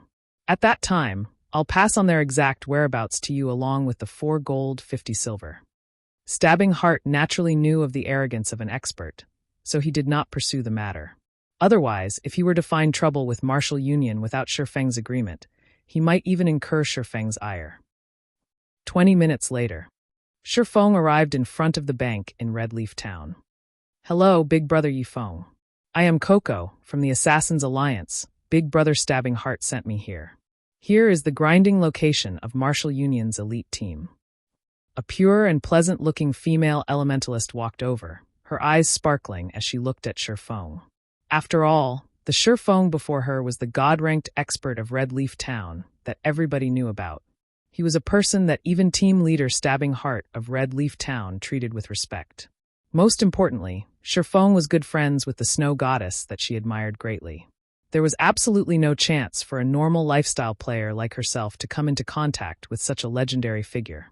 She was only here today to conduct a trade because the other forgers in the guild were too busy, while she was a newly recruited forger in the guild. Only, she did not think that she could meet such a great character. Shifeng glanced at this girl, and his expression immediately froze. Cream Coco, wasn't she that famous master forger of Starmoon Kingdom? As one of the 10 great master forgers in Starmoon Kingdom, Cream Coco was a forging genius who was the closest to becoming a grandmaster forger. Her talent was almost comparable to that of Celiora of White River City. She was both a beauty and a forging genius. Plenty of first-rate guilds had willingly offered her an annual salary of hundreds of millions to recruit her. Unfortunately, she rejected them all, one after another, as she wanted to stay in the third-rate guild Prayer Temple. Rumor had it that she had done so to repay a debt of gratitude, as Cream Coco was relatively clumsy during her early days, causing her success rate to be abysmally low. Due to her clumsiness, plenty of guilds had refused to accept her. In the end, Prayer Temple was the only guild that had accepted and nurtured her, so she did not wish to leave them. Unfortunately, even with such a genius master forger in their guild, Ouroboros still destroyed Prayer Temple in the end. As a result, Cream Coco chose to join World Dominators, a first-rate guild in direct opposition of Ouroboros, to take revenge on the first-rate guild. However, why was Cream Coco in the Assassin's Alliance right now? Shifeng was slightly confused, as Prayer Temple's main force was not located in White River City, but in the capital city, Starmoon City. It was also the reason why Ouroboros destroyed them. Could it be that, after being ignored by the Assassin's Alliance, she chose to head to Starmoon City to develop herself after she reached a higher level, which then led her to Prayer Temple? Shifeng could only make guesses. If the Assassin's Alliance found out that they had chased away a master forger during their early days in God's domain, they might even kill themselves in regret. Big Brother Yifeng? When Cream Coco discovered that Shifeng stared at her sternly, she couldn't help but panic. Only now did Shifeng regain his senses. His actions could not be considered overreacting, as a top-tier master forger was simply too important to a guild. However, he couldn't just try to recruit Cream Coco to his group. After all, Cream Coco was still a member of the Assassin's Alliance right now. His only option at the moment was to wait for Cream Coco to leave the Assassin's Alliance before trying to recruit her. Oh, it's nothing. Here are the 50 stacks of hard stones. Shifeng immediately traded the 50 stacks of hard stones to Cream Coco. When Cream Coco saw the 50 stacks of hard stones in her trade window, her eyes widened in shock. She did not even dare believe her own eyes. Right now, it was hard to even purchase 1 or 2 hard stones. Yet, Shifeng had easily managed to bring out 50 stacks. It was no wonder why team leader Stabbing Heart was so respectful to Yifeng. As expected, he was a figure that average players like her could only look up to. Soon after the trade completed, Shifeng departed from Red Leaf Town, heading towards the White Sand Ruins. However, he did not add Cream Coco as a friend, as such an action might cause a change to the track of history, causing Cream Coco to instead stay with the Assassin's Alliance. If that happened, he would definitely cry with regret. Hence, he would let history repeat itself without his interference. Now that he knew Martial Union's precise location, he would immediately teach Unstable Devastation the consequences of becoming his enemy.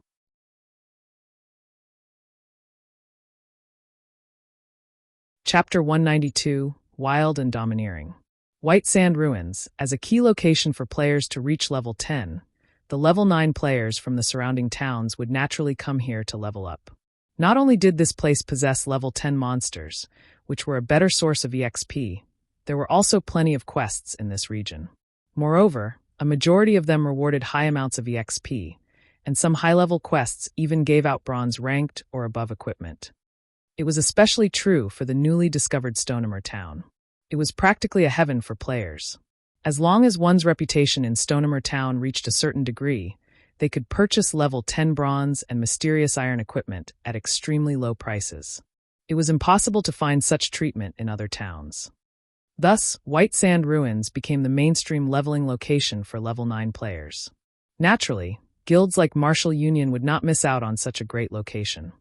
Ever since Shifeng had killed Unstable Devastation in Red Leaf Town, Unstable Devastation had immediately escaped to this place to level up. After a period of hard work, Unstable Devastation had finally managed to get back to level 9. He was also not far from reaching level 10. Yifeng, just you wait. The day our alliance of guilds enter White River City will be the day of your funeral. Unstable Devastation silently cursed as he killed a level 10 three-tailed scorpion. Although he had exposed Shifeng's secret, and Shifeng provoked and angered the other guilds, there had yet to be a person that could do a thing to Shifeng.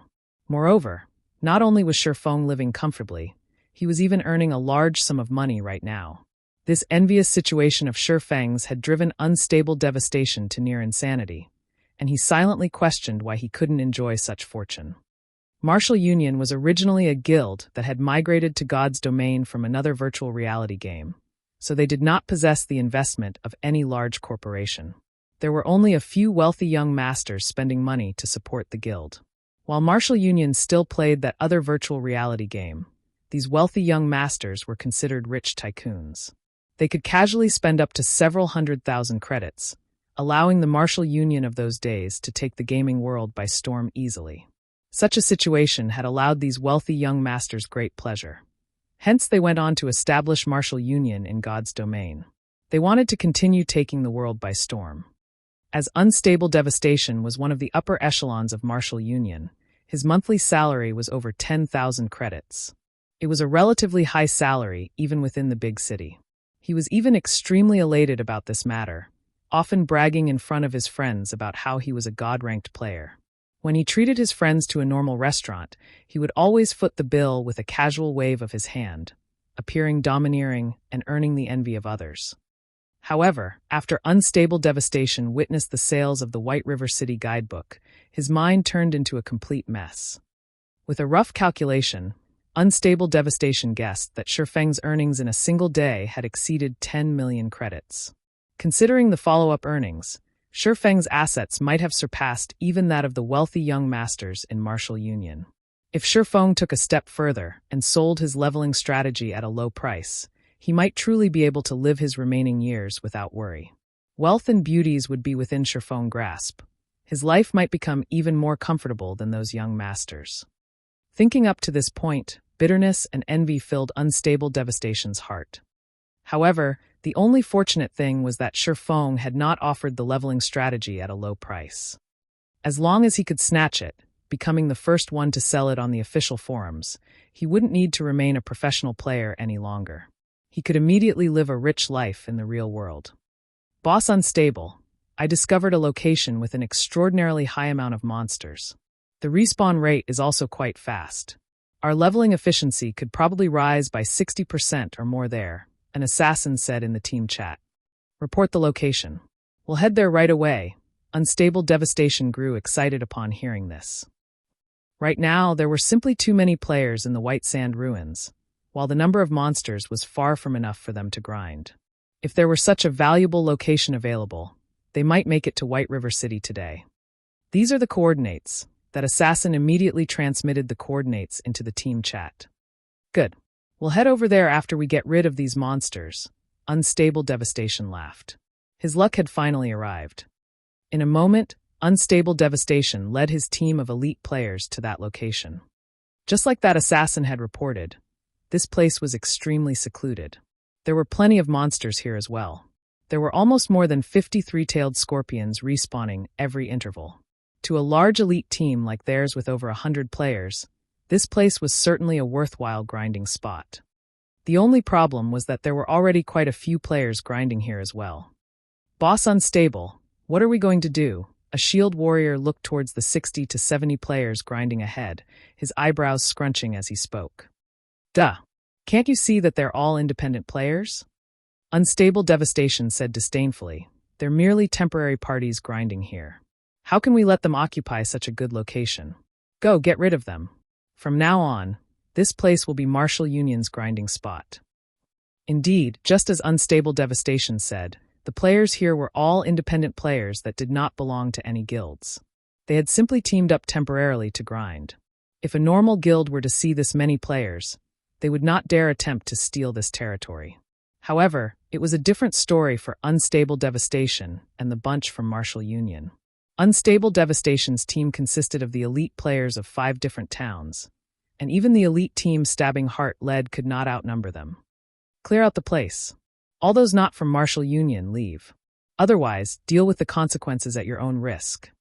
Unstable Devastation glared at the group of independent players with contempt as he yelled his warning. Meanwhile, the 100-plus elite players from Martial Union all wore sneers as they surrounded the location. As long as anybody dared resist, they would extinguish them without hesitation. The equipment of independent players had always been of poor quality. Even if these players had reached level 9, their equipment was still far from comparing with Martial Union's. Martial Union even had the advantage of numbers, up to 132 players, while these independent players only numbered around 60 to 70. Not to mention, these independent players were not unified in heart, so they were even less of a challenge to Martial Union. At this moment, the representative sent out by these independent players said, "Brothers from Martial Union, shouldn't we do things properly? It isn't easy for everyone to level up. Why don't we do this? We'll each take half of these monsters. Scram! I'll count to 10. If all of you don't get lost by then, I don't mind letting you stay here forever." Unstable Devastation bellowed. "You guys are too arrogant. We've only managed to discover this place after much difficulty, so what right do you have to chase us away? Listen to me, everyone. Why don't we team up and fight it out against Martial Union? At most, both sides will suffer losses. I don't believe that these players from Martial Union are really so fearless as fight it out with us." Just as one of the parties tried to organize everyone else into a team to go against Martial Union, tens of fireballs blasted on the players of said party, instantly killing them all. This situation had frightened these independent players. However, they did not dare utter a word, only silently glare at Unstable Devastation. "What? Do you have something to say?" Unstable Devastation laughed coldly, waving his hand once again. Suddenly, another dozen spells fell upon them, and several more players glaring at Unstable Devastation perished. "Let's go." Unable to endure the pressure, one of the parties took the lead. Soon after, the several remaining parties looked at each other. They all shook their heads as they departed. As for the 2 parties that died, nobody cared about them any longer. Haha, they are merely a bunch of trash, yet they dare compete with us, Martial Union. Unstable Devastation watched the departing independent players, jeering. Meanwhile, the other members of Martial Union also started laughing, exhilarated. At this moment, Sherfong arrived at the White Sand Ruins after running without rest. Martial Union should not be far ahead. Sherfong compared his current location to the marked location on the map, increasing his pace as he headed onward.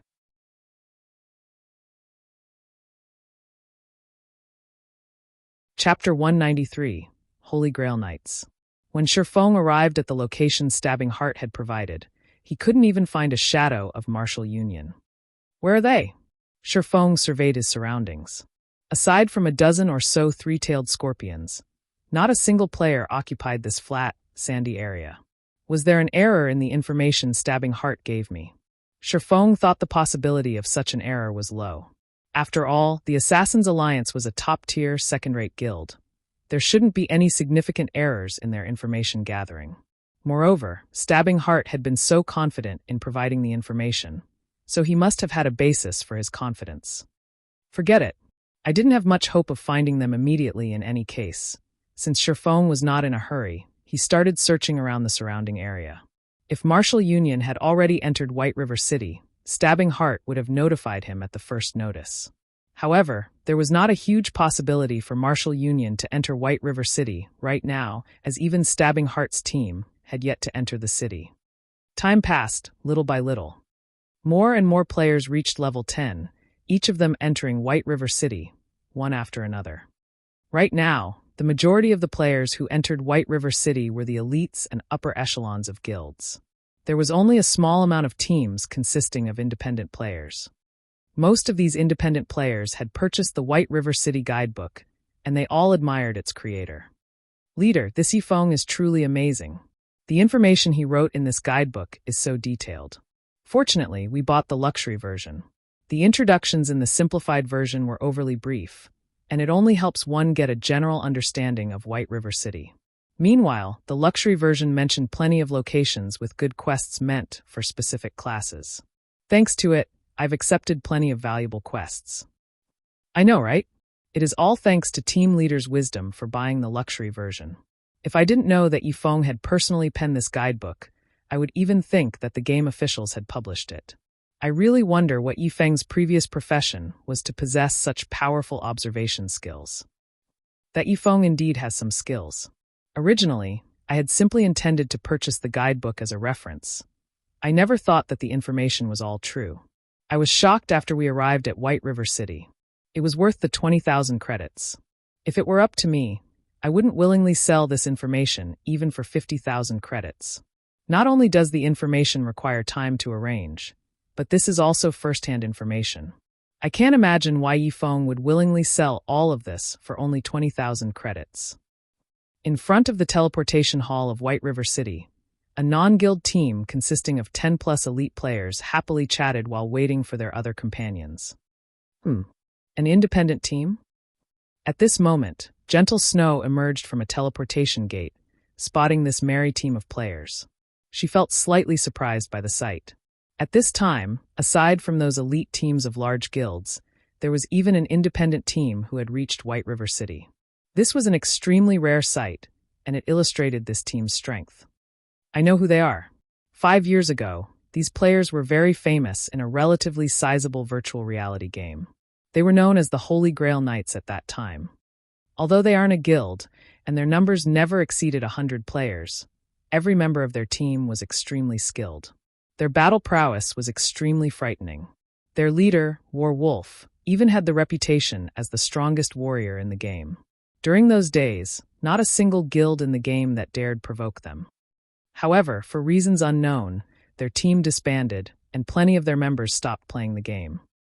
The remaining players then went on to become the upper echelons, or core members of first-rate and second-rate guilds. The Holy Grail Knights is a legend of sorts in the virtual gaming world now. When the shield warrior, Ghost Chop, who was knowledgeable about these independent players, saw the average-looking shield warrior standing amidst those players, his expression suddenly turned solemn. This person was indeed War Wolf, the past team leader of the Holy Grail Knights. Back in those days, Ghost Chop had admired and respected this man. Thus, he chose to play as a shield warrior as well. He then turned to Gentle Snow, slowly starting his recollection. I see. Gentle Snow could not help but notice War Wolf. 5 years ago, she had yet to experience virtual reality games. Hence, she did not know that such a person had existed. Snow, are you thinking of recruiting him into Ouroboros? Zhao Yueru asked with a smile when she noticed Gentle Snow's moved expression. Although this person seemed to lack spirit at first glance, he seemed as deep and profound as an ocean at the same time. Moreover, the equipment he's wearing is all mysterious iron rank, though his weapon slightly lacks as it is not secret silver rank. However, it should be extremely difficult for an independent team to have such a geared shield warrior, so it clearly displays how powerful the members of this team are. Meanwhile, a team leader capable of leading such a team is not a simple character. If we can recruit him, it should be of great help to our future dungeon raids. Gentle Snow did not directly deny Zhao Yuer's question. Her previous intentions of recruiting Shifeng as a subordinate were already dashed. Unfortunately, she could not see through Shifeng, as Shifeng's entire being was shrouded in mystery. The guidebook he had sold her further solidified this fact. She was greatly shocked when she arrived at White River City. Using the luxury version of the guidebook as a comparison, Gentle Snow came to fully understand the value of the exclusive guidebook Shifeng had sold to her.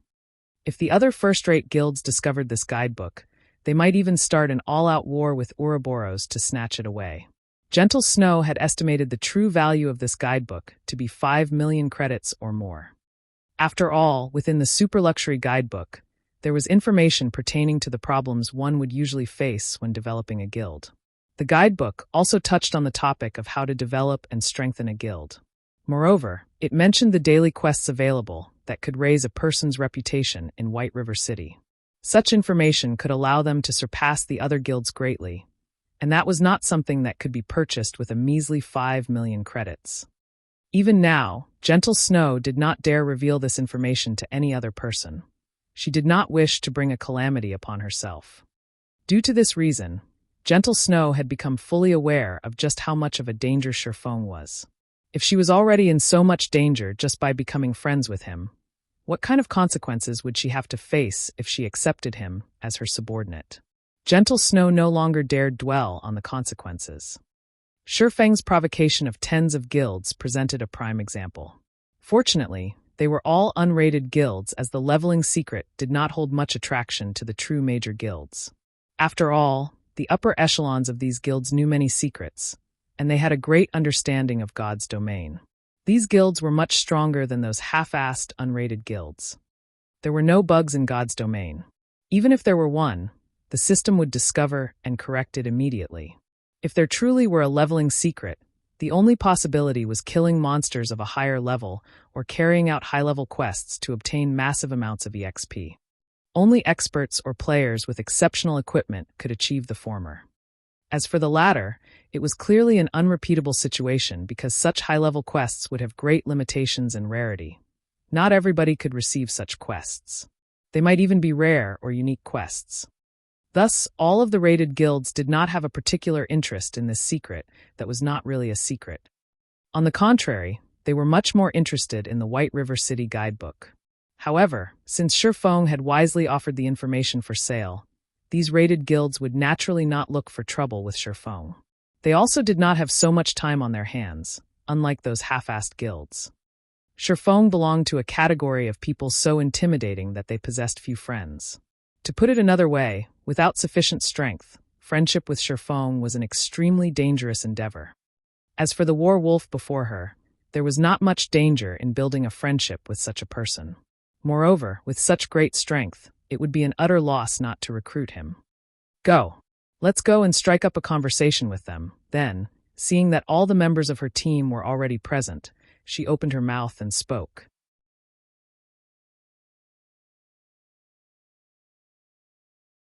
Chapter 194, Flame Demon. White Sand Ruins. Martial Union is simply too much. They don't respect any of us independent players at all. When I grow stronger, I'll take revenge on those bastards. Shut up. Didn't you see Martial Union kill those other two parties, simply for speaking up? We can't do anything about this.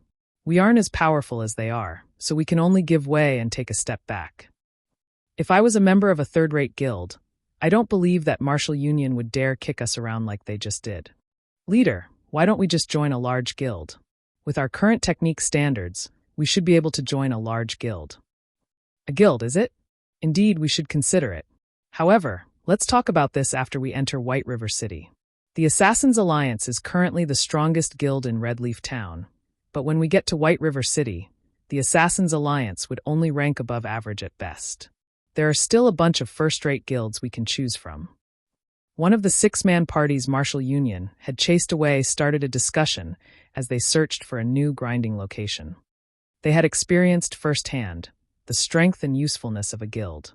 If they did not join a guild, they could only compete with other independent players over locations with scarce resources when these guilds occupied all the valuable leveling locations. Excuse me, but do you know where Martial Union is? Shifeng had been searching the White Sand ruins for quite some time, having no luck of finding any traces of martial union.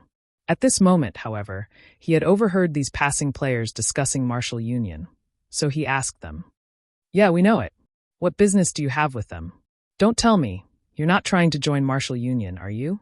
The leader of this party nodded. However, when he noticed that Shifeng was an independent player with both his name and level hidden, aside from trying to join martial union, what other reason could a player like Shifeng have to look for martial union? Hearing that the player in front of them intended to join martial union, the other members of the party instantly shot glares filled with killing intent at Shifeng.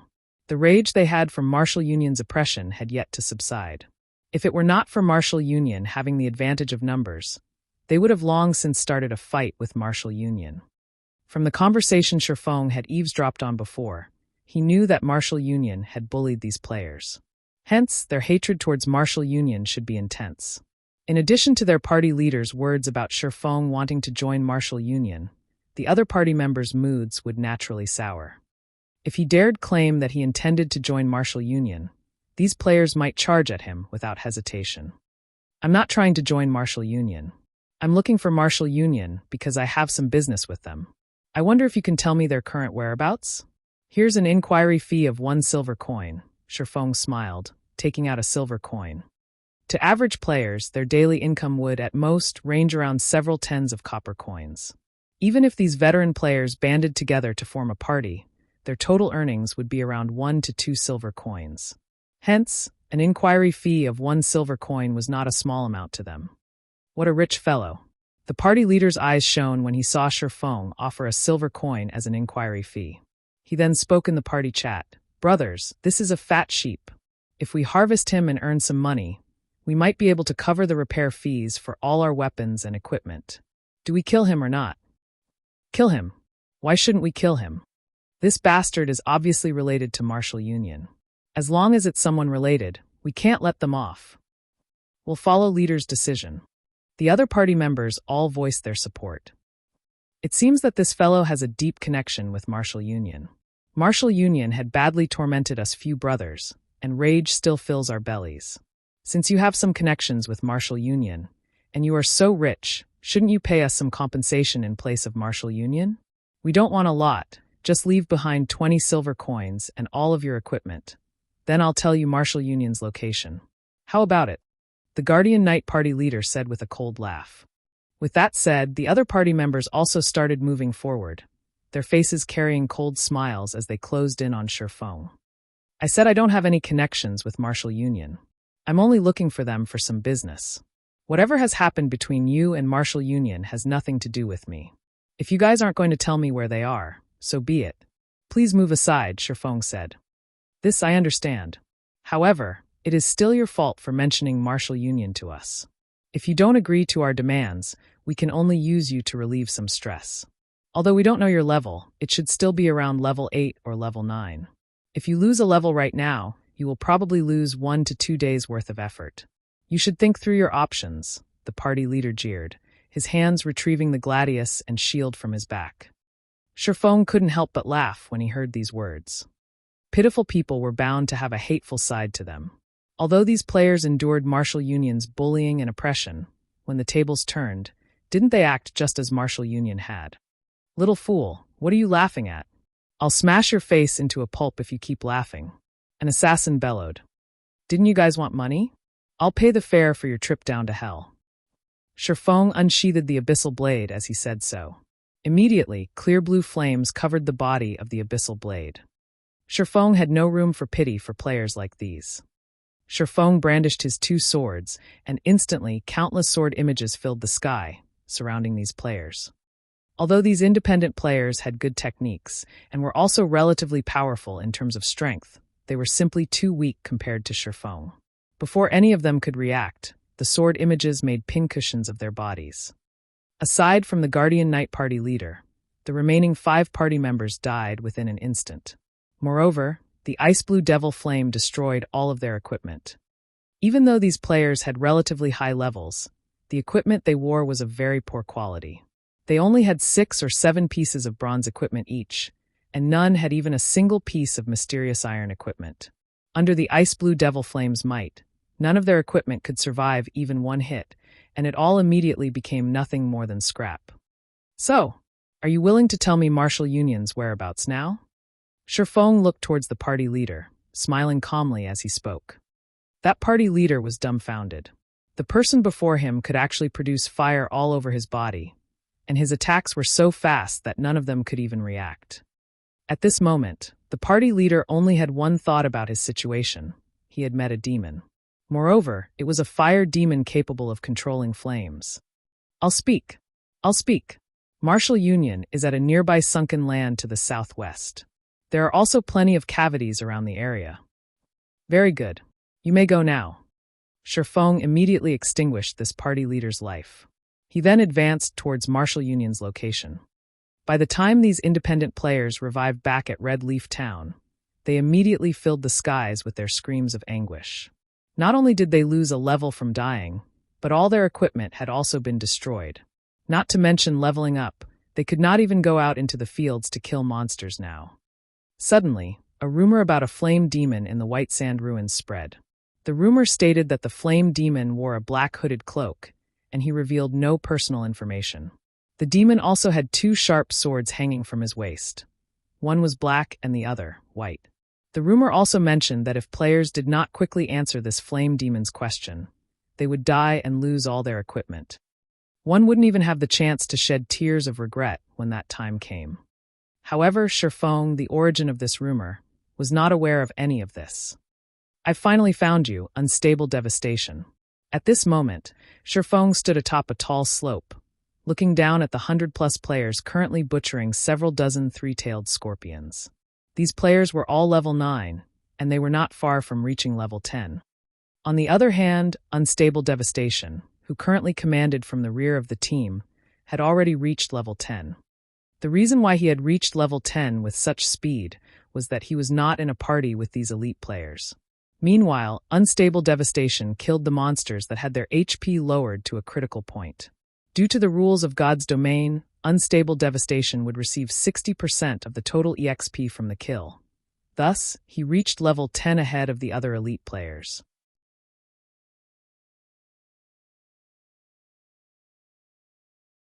Chapter 195, 1 against 100. You lure some more monsters over. With such a good leveling spot, I want to charge to number 1 on the ranking list and teach the other guilds in the Alliance the strength of Martial Union, Unstable Devastation spoke in the team chat. Yes, the several assassins replied.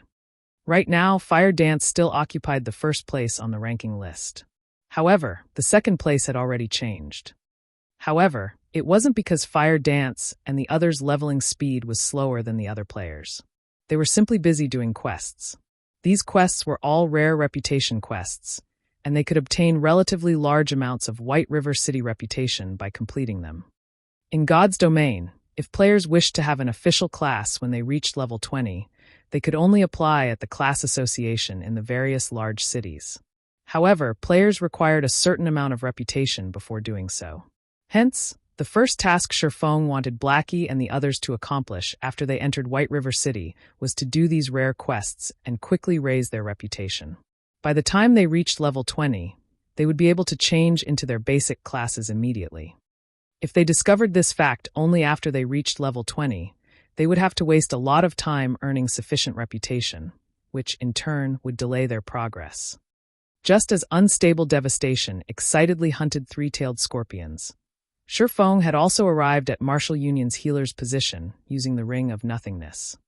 Nobody would ever think that a single independent player would take the initiative to seek vengeance upon a guild's elite team. After all, this was simply an overestimation of one's own abilities. However, Shifeng dared to do just that because of his sufficient strength. Unstable Devastation was level 10, and the others present were all level 9. There was a 5-level gap between them and Shifeng. Moreover, equipment that could ignore an opponent's levels were extremely rare at this stage of the game. These conditions allowed Shifeng to easily sweep the floor with this group of level 9 players. Just as the healers of Martial Union were about to replenish the HP of the frontline players, Shifeng suddenly appeared before them.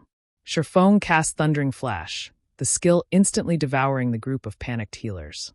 Frightening damages of over -500 appeared on every healer's head, and some even received critical hits of over -1,000 damage. In the blink of an eye, a majority of the healers died. However, due to the healers standing relatively spread apart, there were 3 who managed to remain unscathed after Shifeng's attack. Shifeng immediately used Wind Blade and charged over. He used Chop on one of the shocked healers, killing them instantly. Shifeng then continued to brandish his sword at the 2 remaining healers, reaping their lives with a few sword strokes. Yifeng! Unstable Devastation bellowed, countless veins surfacing on his forehead. Unstable Devastation, haven't you been trying to find me all this time? Shifeng faintly smiled as he looked at Unstable Devastation. Regarding the 100+ players standing around Unstable Devastation, glaring at him, Shifeng paid no attention to them at all. Now that I've arrived, I wonder if you've prepared to die yet. Kill me? I'm afraid that you're the one who won't leave this place alive. I lost to you the previous time because you had a higher level. This time, however, I am level 10 as well. Do you think that I'm still afraid of you? Everyone get him. Kill him. Unstable Devastation smiled disdainfully, immediately commanding all of his subordinates to get rid of Shifeng. Unstable Devastation did not believe that Shifeng could leave alive when faced with his team of over 100 elite players, not to mention, managed to kill him. The players from Martial Union revealed sneers as they looked at Shifeng. They all thought that there was a problem with Shifeng's head. However, they didn't mind teaching Shifeng a lesson. 1 against 100. Did he really think he was Superman? In the past, the players from Martial Union that surrounded Shifeng were mostly normal members. There were only a few elite members of the guild present at the time. Hence, Shifeng caused such a massacre. This time, however, they were all Martial Union's elites, and they were all level 9 players. Yifeng would only meet one end today, death. Suddenly, tens of spells launched at Shifeng. The other remaining tens of shield warriors, guardian knights, berserkers, and swordsmen charged towards Shifeng. Meanwhile, the assassins entered stealth, waiting for their chance to strike. Faced with the attacks of dozens of mages, Shifeng dared not be careless. He immediately activated Windwalk and the Tier 2 life shield before proceeding to charge at the incoming wave of players. As Shifeng's speed was extremely fast, very few of the tens of spells hit Shifeng. In the end, only 3 or 4 spells actually managed to deal damage to Shifeng. Unfortunately, these spells were all fire-type and ice-type spells such as Fireball and Frost Arrows. With Shifeng's resistances, these spells managed to cause less than -10 damage each. In addition to the life shield absorbing a portion of the damage, the actual damage these spells caused was less than -6 points. All of the mages were shocked. Even if it is a tiny amount of damage, beat him with all you've got. There has to be a limit to his HP. Without any healers, he won't last long. Melee classes, spread out and be careful of his AoE skills. Unstable Devastation was similarly shocked. However, after giving it some thought, even if Shifeng had an insanely high defense, he still wasn't a boss. There was bound to be a limit to his HP. Even if they only dealt damage in the single digits, with tens of them continuously attacking, how long could Shifeng last? Watching his HP fall continuously, Shifeng clearly understood that he could not hold on for much longer. The difference in attributes was simply not enough to overcome the strength of over 100 elite players. Almost, when the distance between Shifeng and the crowd from Martial Union shrunk to less than 20 yards, Shifeng took out an intermediate frost grenade, tossing it at them. Martial Union noticed Shifeng throwing an item. However, since it was not a skill, they did not pay it any heed. Instantly, the intermediate frost grenade exploded, releasing a shroud of cold air, covering a 12-yard radius. The cold air froze the players for 3 seconds and dealt -400 damage to every one of them. The shroud of cold air swallowed more than half of the melee players. MTs, activate your life-saving skills. Mages, increase your firepower and controlling skills. We must not let him get near the frozen players. Unstable Devastation hurriedly shouted. The shield warriors and guardian knights immediately activated their shield walls and protection blessings respectively after receiving the command. However, deep in their hearts, they were extremely clear that these skills were absolutely useless in front of Shifeng. They merely used these skills in the hopes that, with their increased durability, Shifeng would instead choose to go for the other players first. Meanwhile, The mages standing at the rear line started casting controlling spells, one after another.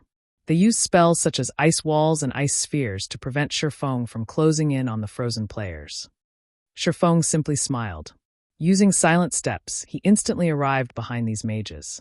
With the ice-blue devil flame covering his entire body, he sent thunder flame explosion blasting down on these mages. The elementalists and cursemancers who were within the range of thunder flame explosion were instantly wiped out of existence. Moreover, those who received critical hits of over -2,000 damage also had their equipment destroyed.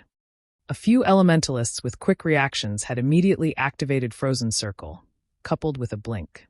They intended to slow Shifeng down as they fled for their lives. Unfortunately, Shifeng reacted even faster than they did. He activated Defensive Blade and Dark Violent Dance. Gaining immunity to the frozen circles, Shifeng waved the flaming Abyssal Blade in his hand. A streak of deep blue flaming sword aura landed on one of the escaping elementalists 10 yards away, dealing over -1,000 damage and instantly killing him. Simultaneously, the two summoners in front of him also received damage from the attack, instantly losing over 400 HP. Shifeng then continued with a barrage of attacks. As a result, deep blue flames annihilated the mages within a 15-yard radius. Kill him. Don't be afraid. We have more men on our side. He only has half of his HP remaining.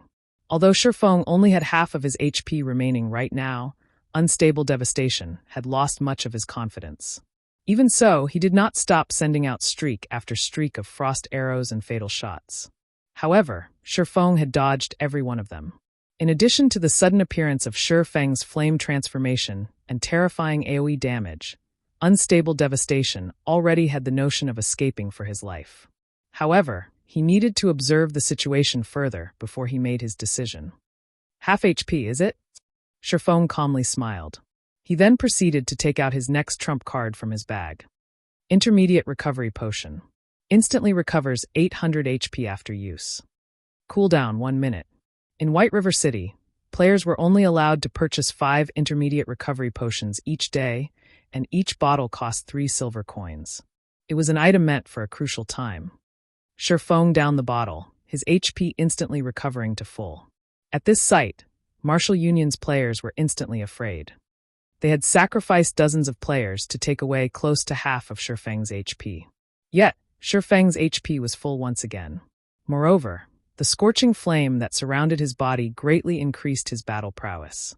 Just by closing in on him, the durability of their equipment constantly fell. Faced with such a situation, their confidence instantly sunk into a bottomless pit.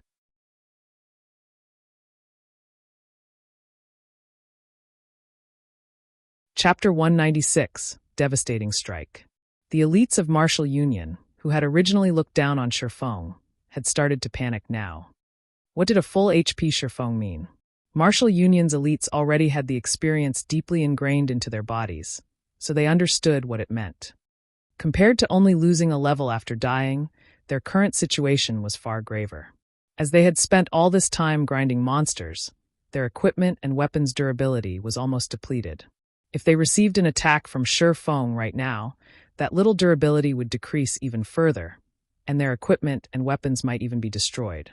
This was much more frightening than simply losing a level.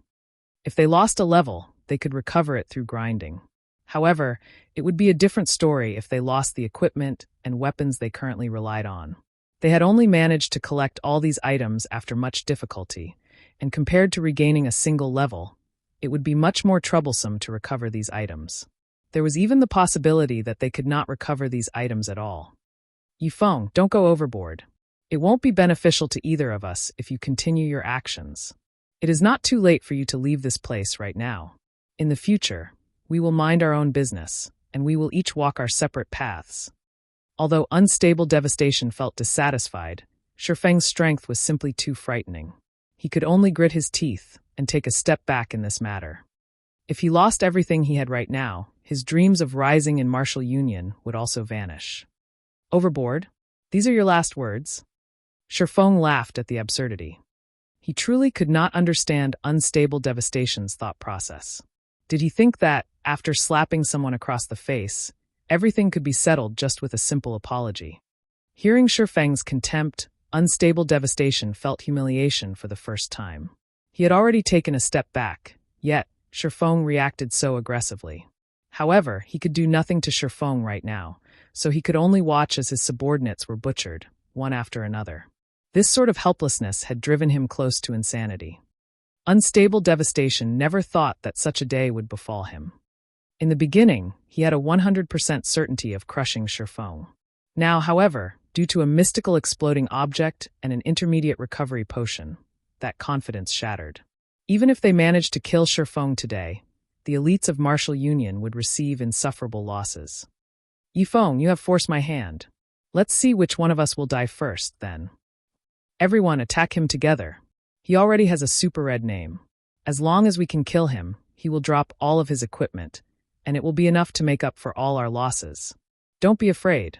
His HP potion's cooldown is definitely very long. We can exhaust him to death. Upon receiving Unstable Devastation's command, the members of Martial Union went into a frenzy. They used all their skills and techniques to restrict Shifeng while slowly depleting his HP. Meanwhile, Unstable Devastation also reluctantly retrieved a flame-red arrow from his back, aiming and firing it at Shifeng. This was Unstable Devastation's strongest treasure. Originally, he had intended to use this arrow to deal with a Lord-ranked boss. Now, however, he could only use it to get rid of Shifeng. Show! The flame-red arrow soared through the air, leaving behind a sonic boom as it shot toward Shifeng's heart. Extremely complicated incantations were carved on the flame-red arrow's body, causing the surrounding fire-type mana to gather around the arrow. It seemed like a consumable item. Shifeng had also noticed this flame-red arrow flying at him. He stopped paying attention to the spells attacking him and immediately used parry to block this flame-red arrow. Boom! Boom! Boom! The moment the arrow collided with Shifeng's swords, it exploded. The force of the explosion instantly sent Shifeng flying. Fortunately, parry had managed to block the attack fully, and Shifeng received no damage from the arrow. Shortly after, Shifeng landed unscathed. Immediately, he charged towards the mages, resuming his massacre of Martial Union's elites. Just like slapping at flies, Shifeng killed one player from Martial Union with each of his attacks. Within a short moment, 4 elites had died. Watching this scene play out, Unstable Devastation's eyes nearly popped out of their sockets. Even after he used his final trump card, Shifeng had taken not a thread of damage from it. On the contrary, his attack aided Shifeng in closing in on the mages and continuing his slaughter.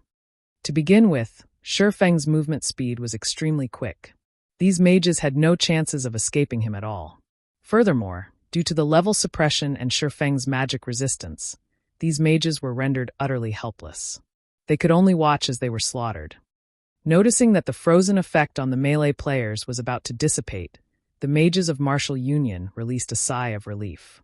They finally saw hope. Unfortunately, Shifeng took out another intermediate frost grenade from his bag, tossing it at the melee players again. The frost grenade landed precisely on the same location as before, and in the blink of an eye, these melee players froze solid once more. A damage of -400 also appeared on every one of their heads, and the assassins and swordsmen who had low HP fell into critical conditions. Shifeng then made a slashing motion with his sword, sending a flame blade flying at the assassins and swordsmen, ending their lives. This attack even destroyed the equipment they wore. At this stage of the game, where everyone's levels were still low, there were plenty of skills that players had yet to learn. It was especially true for high-level skills that could remove controlling effects. Thus, the elites had no defenses against Shifeng's frost grenades. They had no ways of dealing with them at all. With the melee players frozen once again, and Shifeng killing so many of their allies, these mages truly felt despair. They no longer cared about Unstable Devastation's command. They all ran, escaping in any direction they could. Nobody would have thought that Shifeng would still have a weapon of mass destruction like that. If they had known about this earlier, they would have long since fled and not remained here for slaughter. Everyone's escaping now? Shifeng immediately felt his headache. If he hunted them down one by one, he might let even more players escape. After all, although the frost grenades had frightening might, nobody would be foolish enough to stand still and wait for their deaths. Helpless, Shifeng could only start throwing out basic frost grenades without stop. Although there was a 1-second cooldown, it could freeze a player for 3 seconds. With this, Shifeng could get rid of all these scattered players.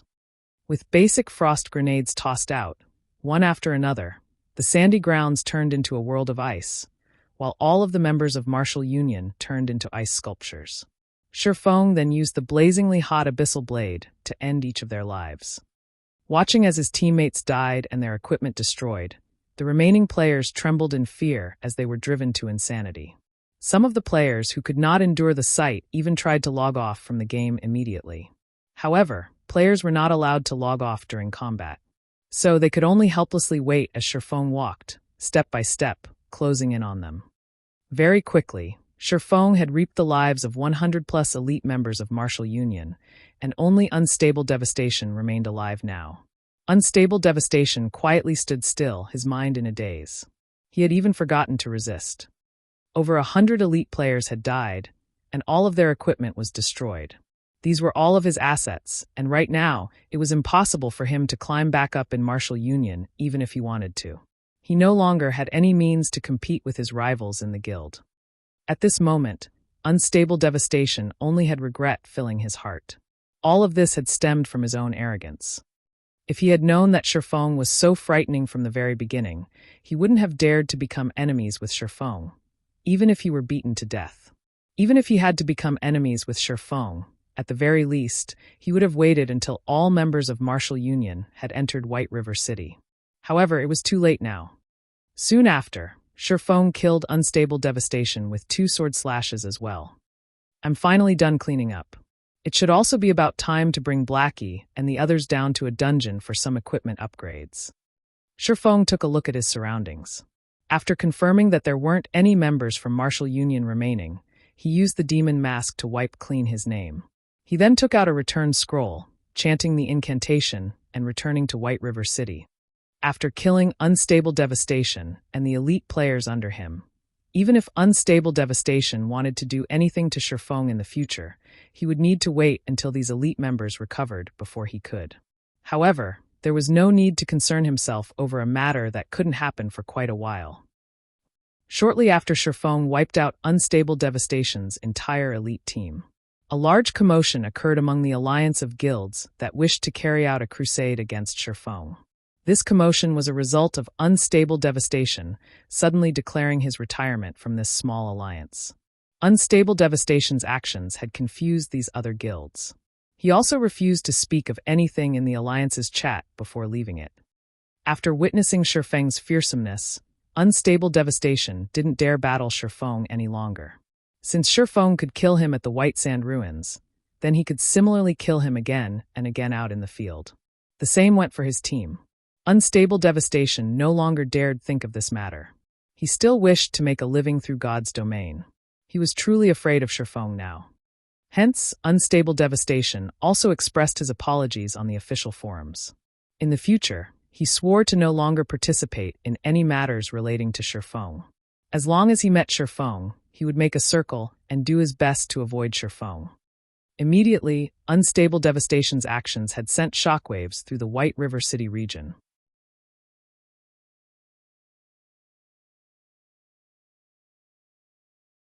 Chapter 197, Crazy Stone.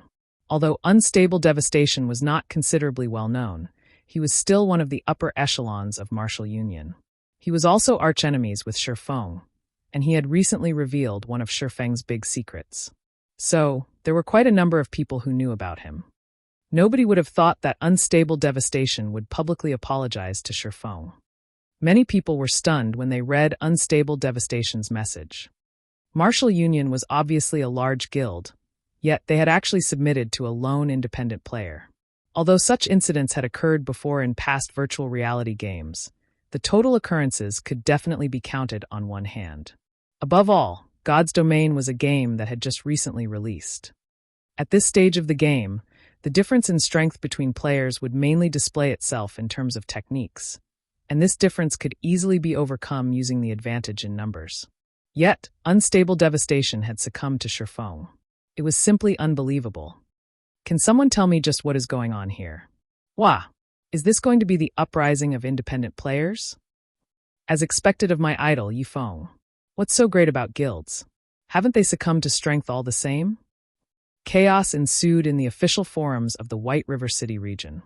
Unstable Devastation's message was like a small pebble thrown into a tranquil pond, generating ripples that spread out in all directions. As a result, players on the forum posted their own opinions, especially the independent players. No matter which virtual reality game they were in, guild players and independent players would frequently conflict with each other. However, this could not be helped. After all, to surpass others, one must obtain more resources. Naturally, guilds would occupy these resources. Meanwhile, the independent players who lacked strength could only retreat in the face of these guilds. Thus, it created conflicts. Now that an independent player like Shifeng had made a large guild submit to him, this incident received an unquestionably huge response from many independent players. However, to the alliance of guilds that planned a crusade against Shifeng, this matter was just like a bomb filled with peril. Unstable Devastation, the leader who started this alliance and planned this crusade, had actually chosen to withdraw from the alliance. Moreover, he did not even speak a word about this incident. Just what sort of power could cause Unstable Devastation to react in such a way? This incident struck panic into the other guilds of this small alliance. "Brother Zhang, what should we do?" Flaming Tiger quietly asked. Due to Unstable Devastation's shocking actions, the various guilds in the small alliance started feeling insecure. Zhang Luowei fell deep into thought for some time before saying, "Let's not involve ourselves just yet. We'll wait until we are all in White River City before we deal with this matter." However, for him to force a person like Unstable Devastation to submit, I have truly underestimated this Yifeng. Tell Ling Feilong to get in touch with Yifeng.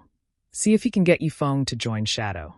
Although Shadow has only recently started its development, our resources are plenty. Tell Ling Feilong this. As long as Yifeng agrees, I can give Yifeng an elder position, an annual salary of 1,000,000 credits, and 10% of the workshop's shares. Flaming Tiger was stunned. He admitted that he was not Shifeng's opponent, and that Shifeng's skills were a level higher than his. But wasn't this promise a little too great? Not only could an elder of the guild live leisurely, but the authority they wielded was also great. Aside from Brother Lan and Zhang Luowei, Shifeng would have the highest authority in Shadow, not to mention an annual salary of 1,000,000 credits and 10% of the workshop's shares. Even Flaming Tiger only had a minimum monthly salary of 20,000 credits. Flaming Tiger simply could not understand why they had to pay such a huge price to recruit Shifeng. However, he did not have a say in this matter, so he could only do as he was told. White River City, Trade Area. After returning to White River City, Shifeng first headed towards the bank. He retrieved 500 stacks of hard stones, intending to sell only a portion of his stock for now. Due to the great increase in the hard stones demand, the price had already reached Shifeng's estimation of 10 silver coins per stack. Although this price would still rise later, it was already close to the limit players could handle. These 500 stacks of hard stones were only a small portion of the hard stones Shifeng owned. Just based on the amount of hard stones that Shifeng had constantly purchased before, his stock exceeded 10,000 stacks. This was also one of the reasons why the various large guilds in White River City could not purchase any hard stones. Shifeng had purchased all of these hard stones when the prices were at their lowest, and he only paid around 30 gold coins for them. However, their current value far exceeded their initial cost. After selling these 500 stacks, it should be about time to bring Blackie and the others to raid the level 10 team dungeon, the Goblin Factory. Shifeng inwardly planned. Although Blackie and Lonely Snow's levels were high, the overall equipment they had was subpar at best. The same went for Shifeng's equipment. However, at least his was the best swordsman set equipment for players level 10 and below. His teammates' equipment, on the other hand, could only be described as miserable. As of this moment, there were already more than 500 players who had reached level 10 and had their names etched on the ranking list of the White River City region. Which was to say, there were already more than 500 players who had entered White River City. A majority of these players were members of well-known guilds. Aside from doing some quests in White River City right now, these players' main objective remained dungeon raiding, as dungeons were the best source for good equipment. Only with good equipment would these players level up with greater efficiency. Hence, plenty of guilds had already started diving into dungeons. White River City was different from towns. God's domain only truly began after players reached level 10 and the city. As for the town life players experienced at the start of the game, it was merely an introduction to life in God's domain. There were plenty of level 10 dungeons throughout the White River City region. The number of level 10 to level 12 party dungeons exceeded 20, and their rating difficulty varied greatly. Meanwhile, 10-man level 10 team dungeons numbered slightly lower, but there were still 12 such dungeons available. As for level 10 large-scale dungeons, there were 3 within the White River City region. As long as one successfully raided one of these 3 large dungeons, they could activate the card set exchange system. The value of card sets would also be at their highest when that time came. Meanwhile, after entering White River City, the normal raiding procedure for players began with the party dungeons to upgrade their equipment. They would then proceed to small-scale team dungeons and finally, the level 10 large-scale dungeons. Right now, many guilds had already started raiding small dungeons and were continuously upgrading their equipment. Eventually, all the guilds in White River City would have only one goal: obtaining the first clear of one of the 3 large-scale team dungeons. A team could only obtain the first clear by clearing the hell mode of the dungeon. Moreover, the first clear of large-scale team dungeons was slightly different from that of small-scale team dungeons. The achievement would not only be announced throughout the White River City region, but it would also be announced throughout the entire Starmoon Kingdom.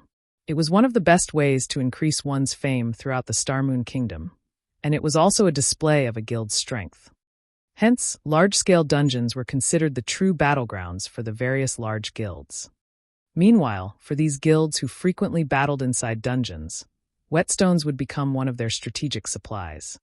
This situation would further increase these guilds' need for hard stones, causing the price of hard stones to soar once again. Thus, Shifeng chose to sell his stock of hard stones at this time. Right now, Shifeng was not focused on conquering the large-scale team dungeons. He knew his own limits, and he would not try to compete with those well-known guilds.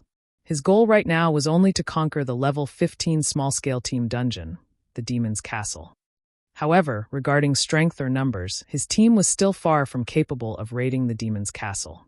They needed some upgrades before they could rise to that challenge. Arriving at the auction house of White River City, Shifeng casually took a seat in the corner and opened the auction house's system interface. He then selected to sell his wares within the White River City region. That way, he would not need to foot such a large fee. Similar to selling at a town's auction house, only players within the White River City region could see the items he placed on auction. As for selling the hard stones to the other cities, Shifeng had never intended to do so. Just the expensive handling fee alone would greatly reduce his profits. Not to mention, the other cities were not as much in need of hard stones as White River City, so the prices the stones would sell for much less. Shifeng first placed 10 stacks of hard stones on auction with a minimum price of 10 silver coins per stack and a buyout price of 12 silver coins. He did so to take a look at the results. If he placed all 500 stacks up for auction at once, it could drastically affect the market. Hard stones prices would plummet. Hence, he would slowly sell off his stock, carrying out hunger marketing. As expected, before even a minute had passed, all 10 stacks of hard stones sold. Moreover, they had been purchased at the buyout price of 12 silvers. There wasn't even a competition to speak of. It can't be, right? Shifeng was stunned when he received the notification from the auction house. Such a great demand had far exceeded his expectations. Although he knew that there was a shortage of hard stones right now, he never thought that someone would pay 12 silvers without hesitation. This was simply insane. Did these people not know that 1 silver coin could be exchanged for 107 credits right now? Spending an additional 2 silver coins would be the equivalent of spending 214 credits. To a fresh university graduate, that would be a tenth of their monthly salary.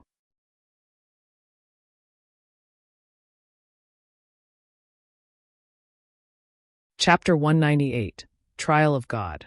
Shifeng had only sold 10 stacks of hard stones. When compared to the demand of the entire White River City region, it was a drop in the ocean. Seeing such burning demand, Shifeng placed another 10 stacks of hard stones up for auction. This time, he changed the minimum price to 12 silver coins and the buyout price at 15 silver coins. By doing so, he tried to find out the highest price hard stones could currently sell for and the bottom line of these desperate players. As expected, nobody paid the buyout price immediately this time. Instead, they bid over the hard stones. However, the numbers rose very slowly, and there was only a small increase of several coppers with each consecutive bid. 1 minute later, the price of the 10 stacks of hard stones finally displayed a significant increase. The bidding had gone from 12 silver coins to 13 silver coins, and it continued to rise to 13 silver, 30 coppers before finally stopping. Obviously, this was the final price these desperate players were willing to fork out. Their bottom line should be around 13 silver coins, huh? Still, this has surpassed my expectations. In the future, I can simply sit tight and wait for the money to roll in. Shifeng also felt that 13 silver coins was the limit for hard stones. If the prices further increased, then aside from guilds, average players could not endure such an expense. Moreover, Shifeng had only paid around 30 coppers for each stack of hard stones when he purchased them in bulk. Now he sold them for 13 silver coins per stack. Their value had increased over 30 folds. One could not be too greedy. Shifeng was currently satisfied with the results. Shifeng then continued removing hard stones from his bag, setting them up for auction. He sold 20 stacks per batch, and each batch would be available every 10 minutes or so. Considering the consumption rate and finances of the players in the White River City region, 1,600 to 1,700 stacks should sell each day. If Shifeng sold 1,000 stacks per day, not only could the entire White River City region fully deplete his stock, it also would not cause any adverse effects on the price of hard stones. If Shifeng could sell 1,000 stacks each day, he could earn over 100 gold every day by selling the hard stones at 13 silvers per stack. Moreover, these were genuine gold coins and not credits. Such a daily income was more than 10 times higher than the daily income of first-rate guilds. With such funds in his hands, Shifeng would not have to worry about financial issues when he developed his guild in the future. With the sales system all set and done, Shifeng's finger tapped and slid, calling out the half-transparent communication interface. His finger then moved and tapped on his good friend Blackie's call button. Blackie, are you guys done with the reputation quests? If you are, then gather in front of the teleportation gate. We'll go dungeon diving together, Shifeng asked. We're already done with our quests. However, it seems that we've been trapped inside a sealed map. We need to go through a trial if we wish to leave. Blackie grew excited when he heard about dungeon diving, and he wished he could immediately go to display his prowess. Ever since he obtained Mavis Guard, he had started browsing the internet and watching videos of experts displaying their skills. He had also frequently sparred with his team members, and his techniques had greatly improved. He would definitely shock Shifeng with his new techniques. Unfortunate, he couldn't do any of that right now. A sealed map? Shifeng's eyebrows wrinkled, his mind entering a deep thought. He did not know how Blackie and the others managed to enter a sealed map. Logically, the quests he sent them on had no such locations. However, after recalling Blackie's description of the place, he suddenly understood the situation Blackie and the others were in. He could not help but admit that their luck was truly impressive. There were various miraculous opportunities available in God's domain, and players most frequently discovered the Trial of God. Players also called it the Trial of Heroes, and it was a test given by gods for mortals to become heroes. As long as it was a level 10 map or above, there was a chance for this trial to appear. Players would occasionally encounter this trial out in the fields, questing or grinding. However, less than 1 out of 10,000 players would have a chance of meeting this trial. Blackie and the others were definitely lucky for encountering this trial. Every Trial of Heroes was a heaven-sent opportunity. As long as players could clear it, they would receive a bountiful reward. In this trial, equipment and EXP were considered the lowest form of reward. If players could perform exceedingly well in the Trial of Heroes, they could receive permanent attribute increases, super rare or improved skills, an abundant amount of weapon mastery, and many more super rare rewards. Weapons and equipment could only be used for a period of time. They were like foreign objects. They were not truly part of one's strength. However, it would be a different story if players could receive things like permanent attribute increases and super rare skills. The value of such things far surpassed that of weapons and equipment, and they would be of immense help towards one's future development. How many colors were on the trial door that you guys entered? Shifeng asked. Shifeng's question confused Blackie.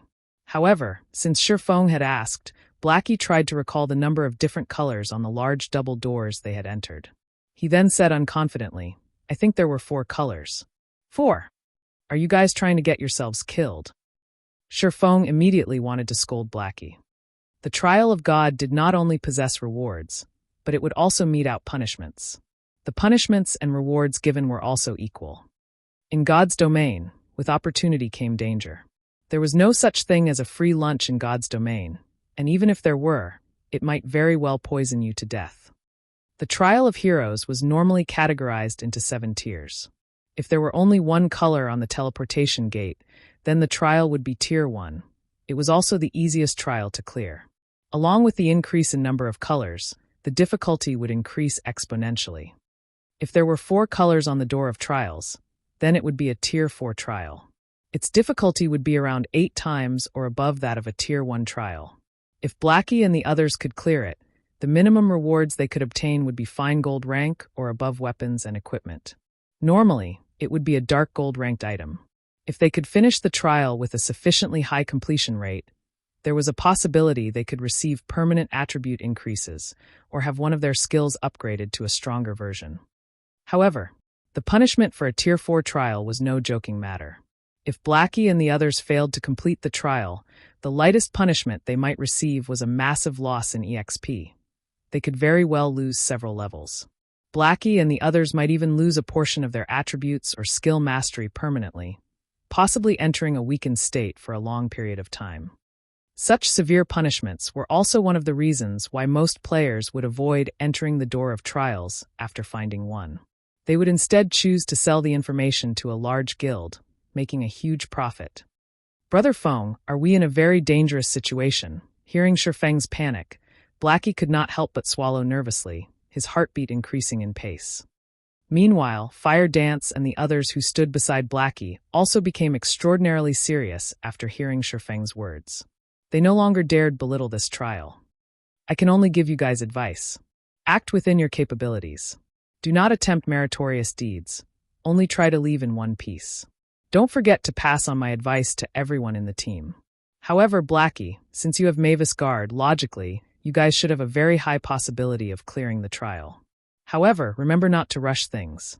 Even if you have to waste a lot of time, you must never hurry. The rest will depend on your battle techniques, intelligence, and wisdom. Shifeng then continued to pass on all his knowledge about the trials onto Blackie. As for whether or not they could clear the trial, it would depend solely on Blackie and the others. The tests of the Trial of Heroes had never repeated, so there were no known strategies to conquering one. However, in Shifeng's previous life, after collecting the knowledge and wisdom of many predecessors, he managed to form a strategy that was not an actual strategy, which was to act within one's own capabilities and plan before taking action. One must not rush when carrying out the Trial of Heroes. Other than that, there was no true strategy for conquering the Trial of Heroes. With Fire Dance, Cola, and Blackie's Mavis Guard, they should be able to clear a 4-colored trial. However, they should not be able to leave the trial in a short time. Shifeng felt a headache building. He originally intended to upgrade their equipment by raiding a dungeon. However, that plan had gone down the drain now. He did not even know if Blackie and the others could manage to leave the trial within a week. The Trial of Heroes was never simple, and it was an extremely time-consuming trial. In Shifeng's previous life, it wasn't unusual if players spent more than a month clearing a trial. In the past, a top-tier expert had once made a fair evaluation of the trials. A 5-colored trial had the difficulty rivaling an epic quest. A 6-colored trial had the difficulty rivaling a legendary quest. As for a 7-colored trial, it had the difficulty rivaling a top-tier legendary quest. In Shifeng's previous life, even after God's Domain had been in operation for over a decade, there had yet to be a player that could clear a 7-colored trial. Of course, part of the reason was that no true Apex expert had encountered a 7-colored trial. In the past, the highest tiered trial cleared was a 6-colored trial. Meanwhile, one of the conquerors of a 6-colored trial was the cleric god, Violet Cloud, one of the publicly acknowledged top 10 cleric gods in God's Domain. Thinking that Violet Cloud was currently with Blackie and the others, Shifeng hesitantly released a sigh of relief. Although Violet Cloud had yet to grow into her prime, her potential could not be ignored. For a four-colored trial, Blackie and the others might possibly be able to clear it. Forget it. No point worrying about it too much. It seems that I can only upgrade my own equipment for now, Shifeng sighed. Habitually, he opened up the auction house interface, searching for items under the miscellaneous section. The miscellaneous section of the auction house was just like Taobao. Oftentimes, players would auction some good things without realizing their actual value or things that they felt were not valuable at all. Hence, Shifeng often browsed through this section, hoping to find a lucky catch. Just as Shifeng casually flipped through the pages. Flaming Sun Scripture. Shifeng incidentally discovered a flame-red book displayed on the item interface of the auction house. Shifeng's expression trembled at the sight of this book, and he could not help but wish he could immediately snatch this book into his hands. Someone dared to sell even this item? This is simply ludicrous. Shifeng's sight then shifted towards the price tag displayed on the upper left corner of the ancient book.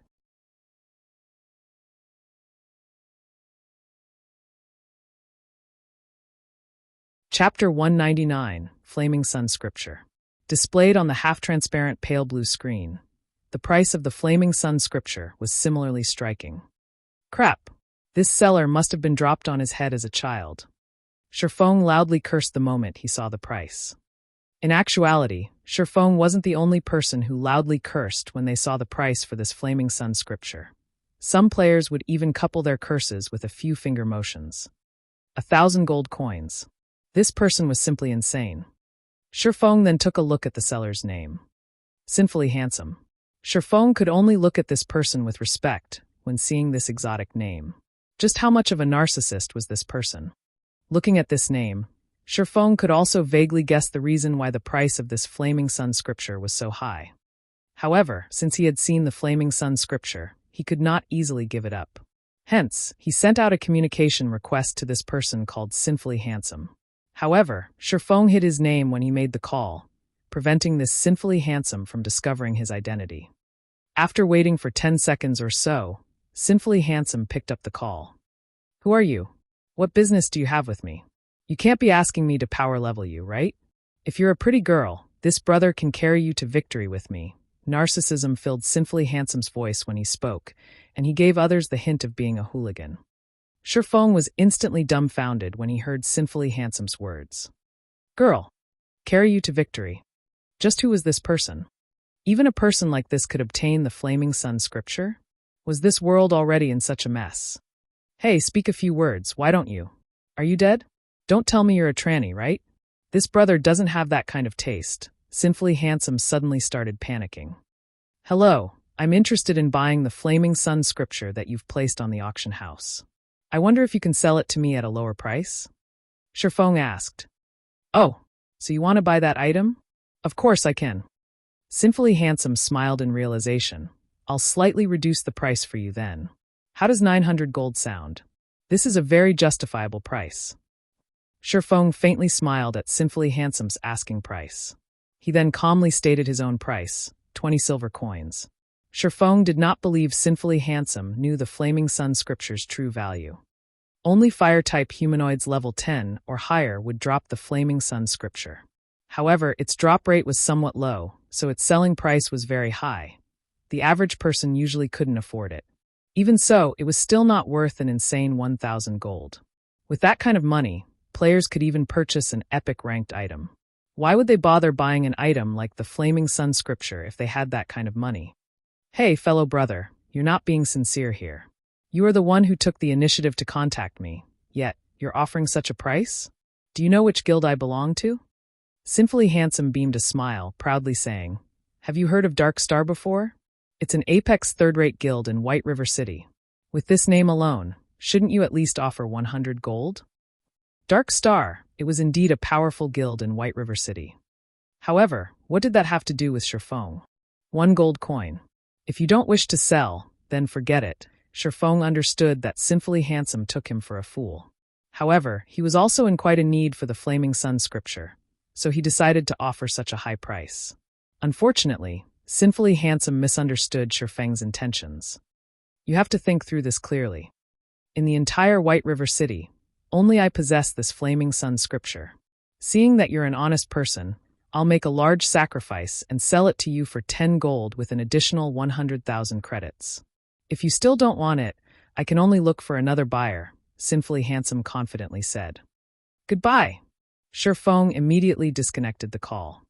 Sinfully Handsome suddenly panicked when Shifeng disconnected the call.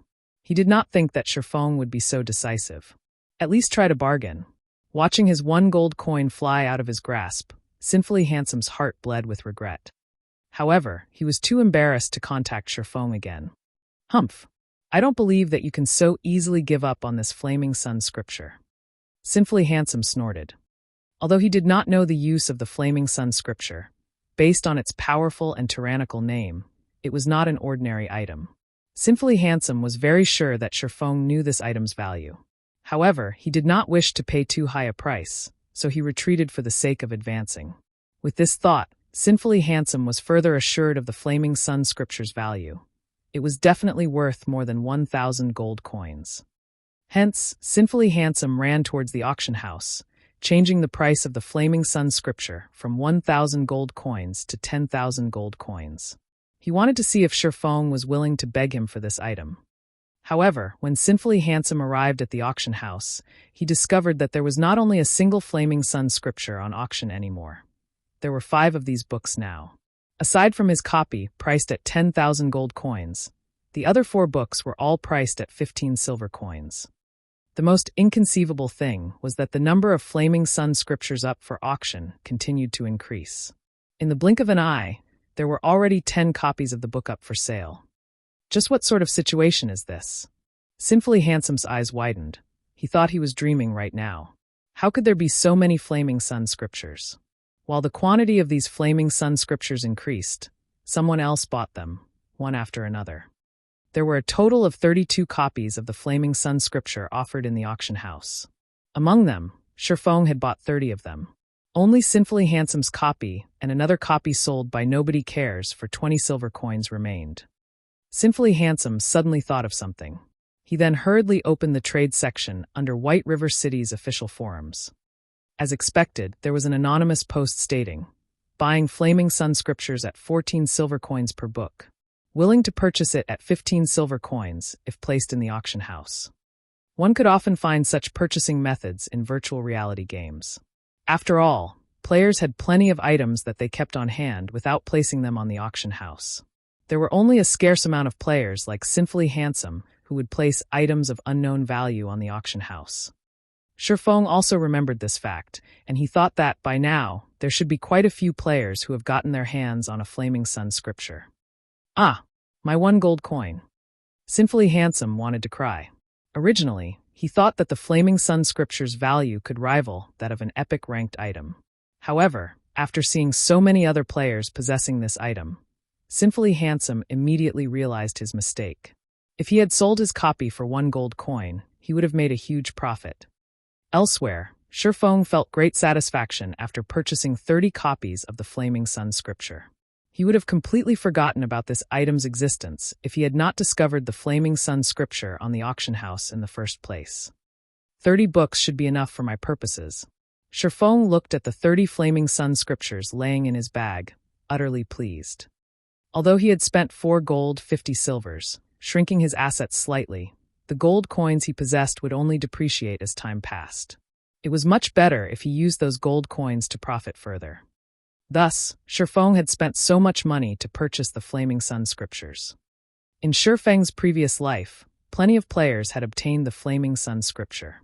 Unfortunately, none of them knew its purpose. Hence, they sold it at bargain prices. However, there was a ranger who had desperately bought these Flaming Sun scriptures. Even after the prices of the Flaming Sun scriptures rose to 1 gold coin per book, that player still bought them without hesitation, earning the suspicion of many. So, many players started to investigate the Flaming Sun scripture. On one occasion, a party of players met with a ranger who grinded solo at the level 25 map, Flame God's Cave. Moreover, that ranger displayed a shocking scene of killing the boss and elite monsters there by himself.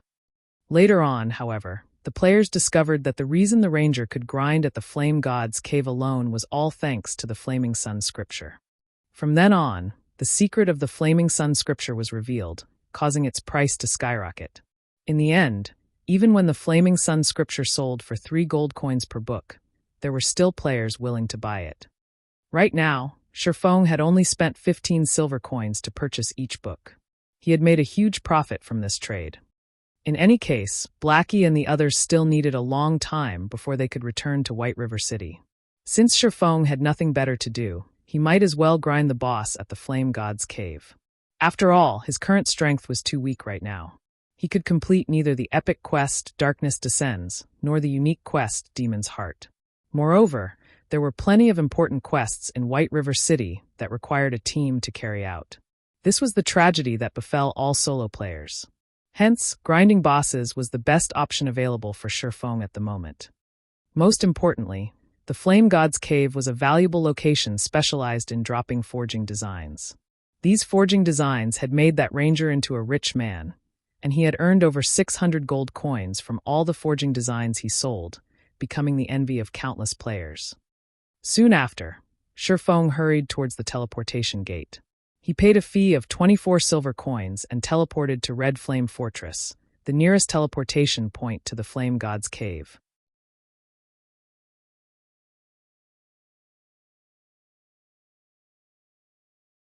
Chapter 200 Flame God's Cave. Red Flame Fortress was located in the middle of the Scorching Hot Canyon. A large volcano loomed behind it. The terrain around this region was extremely hot all year round, and the air was similarly parched and blistering. A gust of wind here was like a wave of heat, and one wouldn't feel a hint of relief from it. Meanwhile, the surrounding environment of the canyon consisted of only scorched, barren earth and mountains. All around, web-like cracks decorated the ground. Just this sight would cause one to lose their appetite. As this was a virtual environment, players could fully experience the scorching heat. Being parched and drenched in sweat were only minor inconveniences, but one's vision blurring? That was a bigger problem. Moreover, battling in such an environment was extremely taxing to a player's stamina. Due to such a brutal environment, many players did not like grinding or questing here. Moreover, the Scorching Hot Canyon wasn't the only level 20 to level 25 map. There were more than 20 such maps within the White River City region. The millions of players within the White River City region could simply choose any one of these other locations to grind and do quests. For example, the cooling lakeside, the shady forest, and such were all good locations. There was no need for them to torture themselves by coming to the Scorching Hot Canyon. For Shifeng, however, such a brutal environment did not affect him much.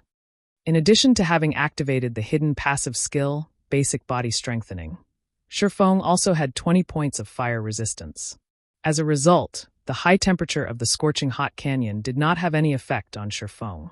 Shifeng would not greatly exhaust his stamina by fighting in this hot environment either. Moreover, the majority of the monsters in the Scorching Hot Canyon dealt fire-type damage, so this place was suitable for players like Shifeng, who had high fire resistance, to level. Shifeng's leveling efficiency would increase by at least 20% compared to leveling up at other maps. In God's domain, nature's power was very strong. If players wanted to level up quickly, they needed to overcome many of such natural environments. As players progressed down their paths in God's domain, the importance of resistances would also increase. This was why Shifeng grew excited when he learned that the Ice Blue Devil Flame increased both his fire resistance and ice resistance.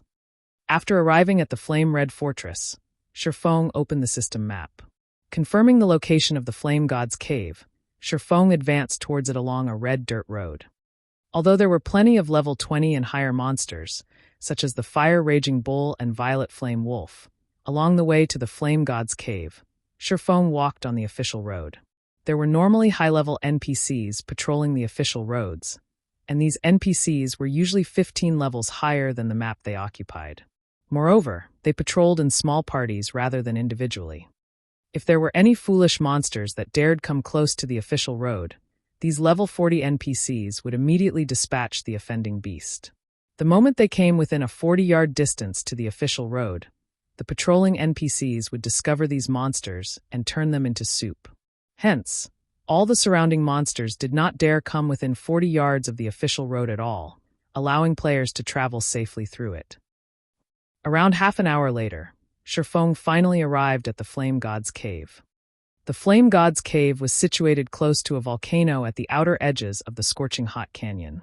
Plenty of elite monsters and chieftain-ranked bosses resided within the cave. However, even when players discovered this location, they would normally choose to turn around and leave as the monsters here were simply too strong. If monsters had not chased that party, they would not have run to the Flame God's Cave, incidentally discovering the ranger's secret of grinding bosses and elite monsters. However, only Shifeng knew of this secret right now. The monsters in the Flame God's Cave were all level 25, and generally, only players who had reached level 20 would grind here. However, Shifeng's equipment had the Ignore levels attribute, so he could barely grind here as well, though with much lower efficiency. Regardless, he would still be grinding level 25 monsters. Even if his speed were slower than a level 20 player, his gains would still be much greater compared to grinding level 14 monsters. As for why the monsters in the Flame God's Cave were so amazing, it was mainly because of the extraordinarily high damage of their fire-type attacks. Even if it were only a level 25 common monster, it could still kill an MT of the same level with just 2 or 3 moves. Not to mention, the monsters in the Flame God's Cave all lived in groups, and one would usually meet 5 or 6 monsters at the same time. Even an MT with top-tier equipment could not handle so many monsters at once. There was also a large amount of elite and special elite monsters here. They could practically one-shot an MT of the same level. Hence, even when players knew about the Flame God's Cave, there was still nobody daring enough to grind at this place. However, it was a different story when one had the Flaming Sun Scripture. The Flaming Sun Scripture could grant players a Flaming Sun's Blessing effect. The effect was closely related to the surrounding environment. The denser the fire-type mana present in a location, the greater were its effects. The effect lasted for 2 hours. However, the introduction of the Flaming Sun Scripture did not reveal such an effect, so players in the past couldn't discover its exact purpose. The Flame God's Cave could be considered as one of the locations within Scorching Hot Canyon that had the densest fire-type mana. As a result, the fire-type damage of the monsters inside was extraordinarily high. However, precisely because of this same reason, the Flame God's Cave was also a perfect place for one to use the Flaming Sun Scripture. However, even with the Flaming Sun Scripture, Shifeng needed to be extremely careful while he was here. After all, the Flame God's Cave was a nest for level 25 monsters. With the level gap of 11 levels, these monsters could easily extinguish Shifeng's life with just 2 moves, and Shifeng would not even have the chance to resist before dying. Moreover, Shifeng's level was just too low. These monsters could detect him easily. Hence, he needed to act with extreme caution. The moment Shifeng carefully set foot in the cave, a wave of hot air swept past him from within the cave. Just when Shifeng's 5 senses heightened to their maximum limit, his system communications suddenly rang out. Crap! That nearly gave me a heart attack. Shifeng jumped, taken by surprise. He glanced at the system notification. Fortunately, monsters could not hear the system notifications. In the same way team chat worked, only specified players could hear them, while outsiders would remain unaffected. Flying Dragon? Why is he playing God's Domain as well? Shifeng wrinkled his eyebrows at the sight of the caller ID blinking before him. This Flying Dragon was none other than Shifeng's classmate and the 9th ranked in Jinhai University's fighting competition, Ling Feilong. However, in Shifeng's previous life, Ling Feilong only joined God's Domain long after the game's release. At that time, Shifeng had already become the guild leader of Shadow. For Ling Feilong to join God's Domain in advance, could this be the result of the butterfly effect? Shifeng lowered his head in thought. However, he soon revealed a smirk. In this life, he had not revealed his character's ID to anyone else. As for Blackie, Shifeng had long since told him not to reveal anything. Hence, no one in Jinhai University knew Shifeng was Yifeng. Similarly, nobody else knew that Blackie was Black Cloud in God's Domain. Blackie's friends only knew that he was getting by fairly well in the game. Who are you? What business do you have with me? Shifeng answered the call with a cold and imposing tone, as if he were a god looking down on an ant. Ling Feilong immediately felt chills all down his body when he heard Shifeng's voice, followed by immense pressure. He felt like he had just walked out of a cold pool of water. His heartbeat instantly soared to 180 beats per minute. This is Yi Feng, the God-ranked expert that caused even Martial Union to submit? His voice alone is already so imposing and threatening. The pressure he gives off is even stronger than Brother Zhang's. It's as expected of a God-ranked expert. No wonder Brother Zhang wanted me to recruit him. Ling Feilong was inwardly shocked, and he grew even more respectful towards Shifeng. Originally, Zhou Yuhu should have been the one to contact the God-ranked expert. However, Zhou Yuhu previously had a falling out with the God-ranked expert, so the responsibility had been pushed onto him, Ling Feilong instead. Ling Feilong felt that his chance to shine had arrived. As long as he could deal with this matter appropriately and gain the favor of such a God-ranked expert, his position in shadow would rise quickly in the future. He would surely surpass Zhou Yuhu. After all, Zhou Yuhu had once found conflict with this God-ranked expert. In the future, Zhou Yuhu would certainly have difficulty getting by in shadow. Before Ling Feilong had personally felt Yi Feng's imposing aura, he always thought that nobody could be as strong as Brother Zhang. However, Ling Feilong was now completely certain that, if this God-ranked expert joined shadow, even Zhang Luowei would have to submit to his strength. Meanwhile, shadow would similarly fall under the control of this expert. How are you, expert? I am Shadow's representative, Flying Dragon. We sincerely want to recruit a God-ranked expert like yourself into Shadow. As for the treatment you will receive, please rest assured. We at Shadow will certainly not mistreat you. Ling Feilong's tone was both soft and respectful when he spoke. After all, the God-ranked expert before his eyes right now someone he needed to fawn over desperately in the future. He was truly afraid that this God-ranked expert would immediately disconnect his call.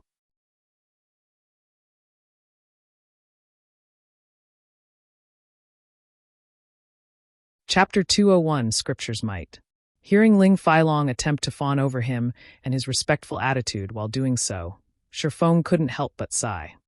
The shoe was on the other foot now. Fate truly knew how to toy with people. Judging from Ling Feilong's tone, Shifeng could discern that Ling Feilong intended to ride on his coattails. If you wish to recruit me, tell me what sort of benefits you plan to offer first, Shifeng calmly asked. Brother expert, I guarantee that you'll be satisfied. As long as you join Shadow, you'll immediately become an elder of the guild. Moreover, our guild has a large backing behind us, and we have plenty of funding, so we can temporarily set your annual salary at 1 million credits. In addition, we'll give you 10% of Shadow's shares. I think you should know the value of guild shares, right?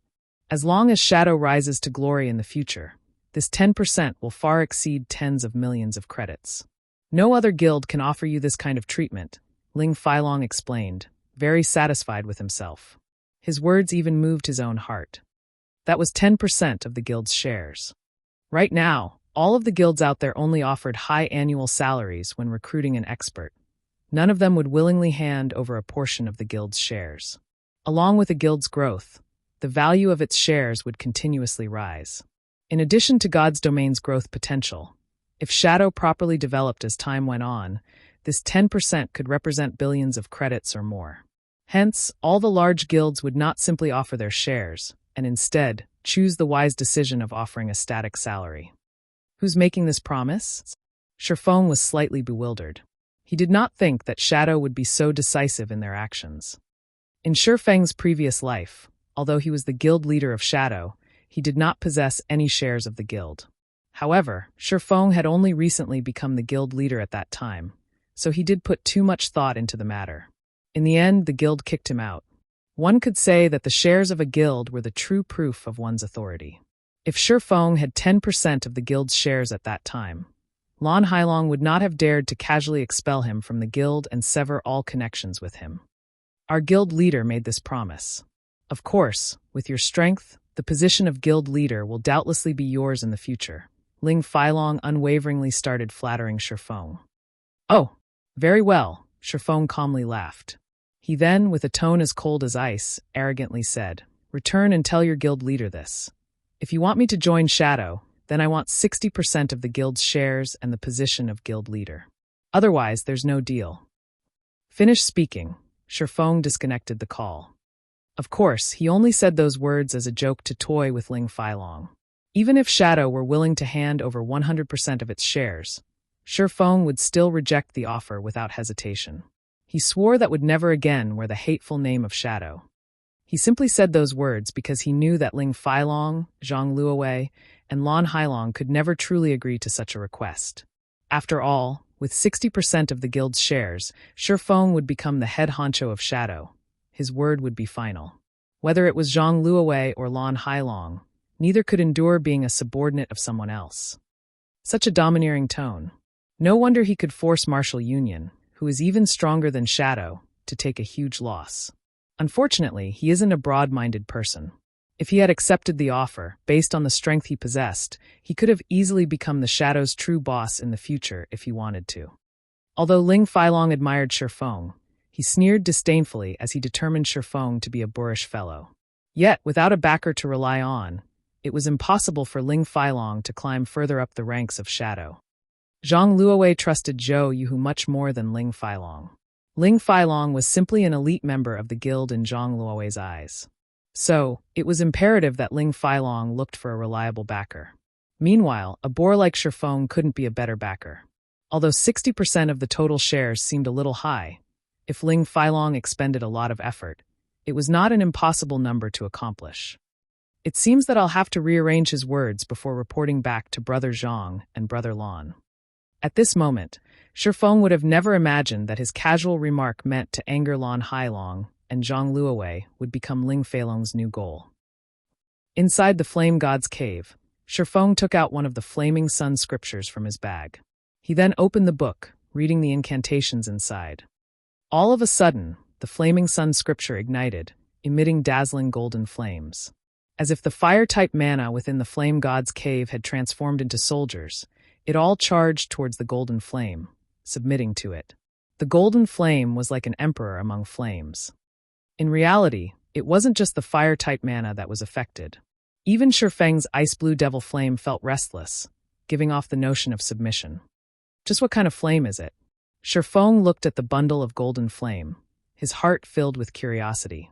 To cause even the Tier 2 ice-blue devil flame to submit, if this flame had a rank, I wonder what tier it belonged to? It should be at least Tier 3, possibly Tier 4. If Shifeng could absorb this bundle of golden flame, his strength might rise to a whole new level. Unfortunately, this flame was not a mysterious flame, so Shifeng had no way of absorbing it. After a minute passed, the golden flame sank into Shifeng's body after it absorbed a sufficient amount of fire-type mana. Instantly, a new status effect appeared on Shifeng's status bar. Flaming Sun's Blessing. Increases fire resistance by 100 points and reduces damage from fire-type attacks by 90%.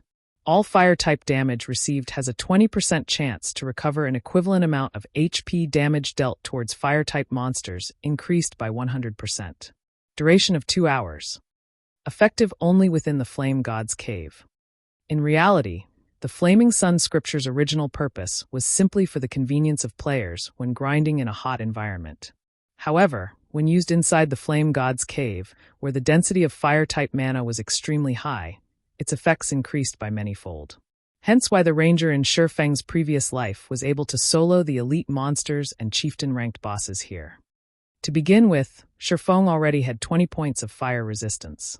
Now that he gained an additional 100 points, normal fire attacks would only be an itch to him. Not to mention, there was also the 90% damage reduction to fire-type attacks.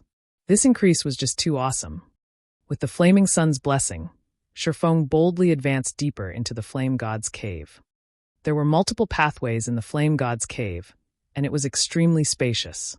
Players could easily get lost in the cave. This, however, was not a problem for Shifeng. The Flame God's cave was like his own backyard, and very quickly, he located a lone level 25 lava hound lying on solidified, blackened lava. Lava Hound, common monster. Level 25. HP 5, 400/5, 400. The lava hound was several sizes larger compared to a normal lion. Its entire body emitted red flames. Its skin was a dark yellow, and it had a pair of large, crimson eyes. Detecting Shifeng's presence, the lava hound abruptly stood. Its blood-red eyes glared at Shifeng as it let out a low, angry growl. The lava hound's sharp claws easily shattered a chunk of charred rock. Just as Shifeng unsheathed the abyssal blade in Silver Lake, the lava hound spat a mouthful of flames at Shifeng. Without holding anything back, Shifeng activated the ice blue devil flame, covering his entire body with a deep blue flame. He then charged at the ball of flames head-on. The lava hound's attack could originally devour close to half of the HP of an MT of the same level. However, when struck Shifeng, the attack merely caused around -10 points of damage. The damage the lava hound's attack dealt was even less than the attacks of a level 10 common monster. As expected, with 120 points of fire resistance, my resistance has reached extraordinary levels. Finished experimenting with his durability, Shifeng arrived in front of the lava hound and sent a chop slashing at its nape, drawing a pool of piping hot blood. A damage of -345 points appeared above the lava hound's head. The damage was barely within Shifeng's acceptable range. Moreover, due to the lava hound being 11 levels higher than himself, Shifeng's skill proficiency also soared with lightning speed. Every usage netted him 3 proficiency points. Although the lava hound was powerful, Shifeng only needed to take note of its AoE skills like the Flame Breath and Flame Explosion. Without the threat of these powerful skills, Shifeng only needed to deal with the lava hound's sharp claws. With Shifeng's extraordinary evasive techniques, in addition to his very high agility, he could easily dodge the attacks from the lava hound's sharp claws. Before even a minute had passed, Shifeng had killed the level 25 lava hound, the monster leaving behind a flame crystal and several copper coins after it died. System: level 25 lava hound killed. Level difference of 11. EXP obtained increased by 1,100%. Obtained 16,500 EXP.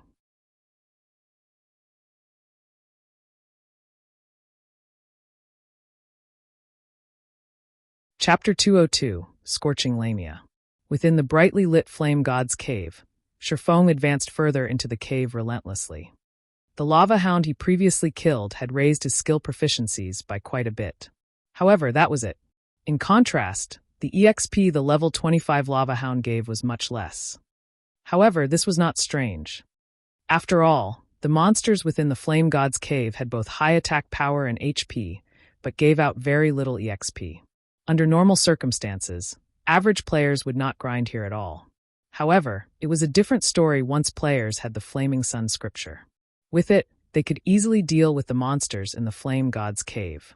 Moreover, the monsters here dropped flame crystals. Flame crystals were the main materials used for crafting basic fire resistance potions. By the time the majority of players reached levels between 20 to 30, they would discover that most party and team dungeons required a high fire resistance. Otherwise, they would have no way of raiding these dungeons. The level 25 large-scale team dungeon, the Flame Nest, for example, without basic fire resistance potions, players would have absolutely no way of conquering it. Yet, this team dungeon had loads of good equipment and items in it. Moreover, out of all the level 25 dungeons, the Flame Nest gave out the most guild reputation. Most importantly, there was a very small chance for players to obtain a Guild Mine certificate and Guild Medicine Garden certificate from the dungeon. These were both items that could allow a guild to develop itself further. Normally, only guilds with their own guild residents would be considered true guilds. Meanwhile, players could establish certain constructs within the guild residents to further aid in the guild's development. Among these facilities, 2 of the most important constructs were the Medicine Garden and Mine. These 2 constructs could provide the guild with a fixed amount of herbs and ore on a daily basis, and it could greatly reduce the guild's burden. It could also allow potion makers and forgers to have sufficient resources to increase their lifestyle skill proficiencies. Hence, as long as it was a guild that possessed their own guild residents, they would unhesitatingly raid the Flame Nest regardless of the price they had to pay to obtain these 2 certificates. As such, plenty of guilds had tried to raid the Flame Nest when their players reached between 20 and 30 levels, causing the basic fire resistance potion to become a high-demand product. Even until now, Shifeng had remembered that the basic fire resistance potions at that time had sold for 50 silver coins per bottle. Meanwhile, a single flame crystal sold for 15 silver coins. Thus, even at the cost of 3 to 4 gold coins, players would willingly purchase the Flaming Sun scripture. After all, they could easily obtain 25 to 30 flame crystals by grinding the Flame God's cave for 2 hours. In the Flame God's Cave, a common ranked lava hound had a 3% chance of dropping a flame crystal, 3 times higher than the drop rate of fire-type monsters outside. Meanwhile, the level 25 elite monsters in the Flame God's Cave had a 100% chance to drop 1 flame crystal and a 10% chance to drop 2 flame crystals. Of course, these monsters would also drop equipment. As for level 25 special elites, they had a 100% chance of dropping 2 flame crystals, a 20% chance to drop 4 flame crystals, and a 10% chance to drop 5 to 7 flame crystals. Level 25 chieftain bosses were even more rewarding. They had a 100% chance to drop 10 flame crystals, a 30% chance to drop 13 pieces of flame crystals, and 20% chance to drop 20 to 25 flame crystals. Players could easily earn up to 2 gold coins by killing a single chieftain boss. Not to mention, these bosses also dropped equipment and tools. Sherfong continuously killed lone level 25 lava hounds as he advanced further into the depths of the Flame God's Cave. Even when he met 2 lava hounds at the same time, he still easily dealt with them. Only more time was necessary. The flame breath of the lava hounds could be easily dodged. Players only needed to take note of the lava hound's throat. When its throat glowed and gave off the color of fire, it was about to spit out flames. However, the damage of this move was only a small matter to Sherfong. It dealt about only -100 damage in total to Sherfong.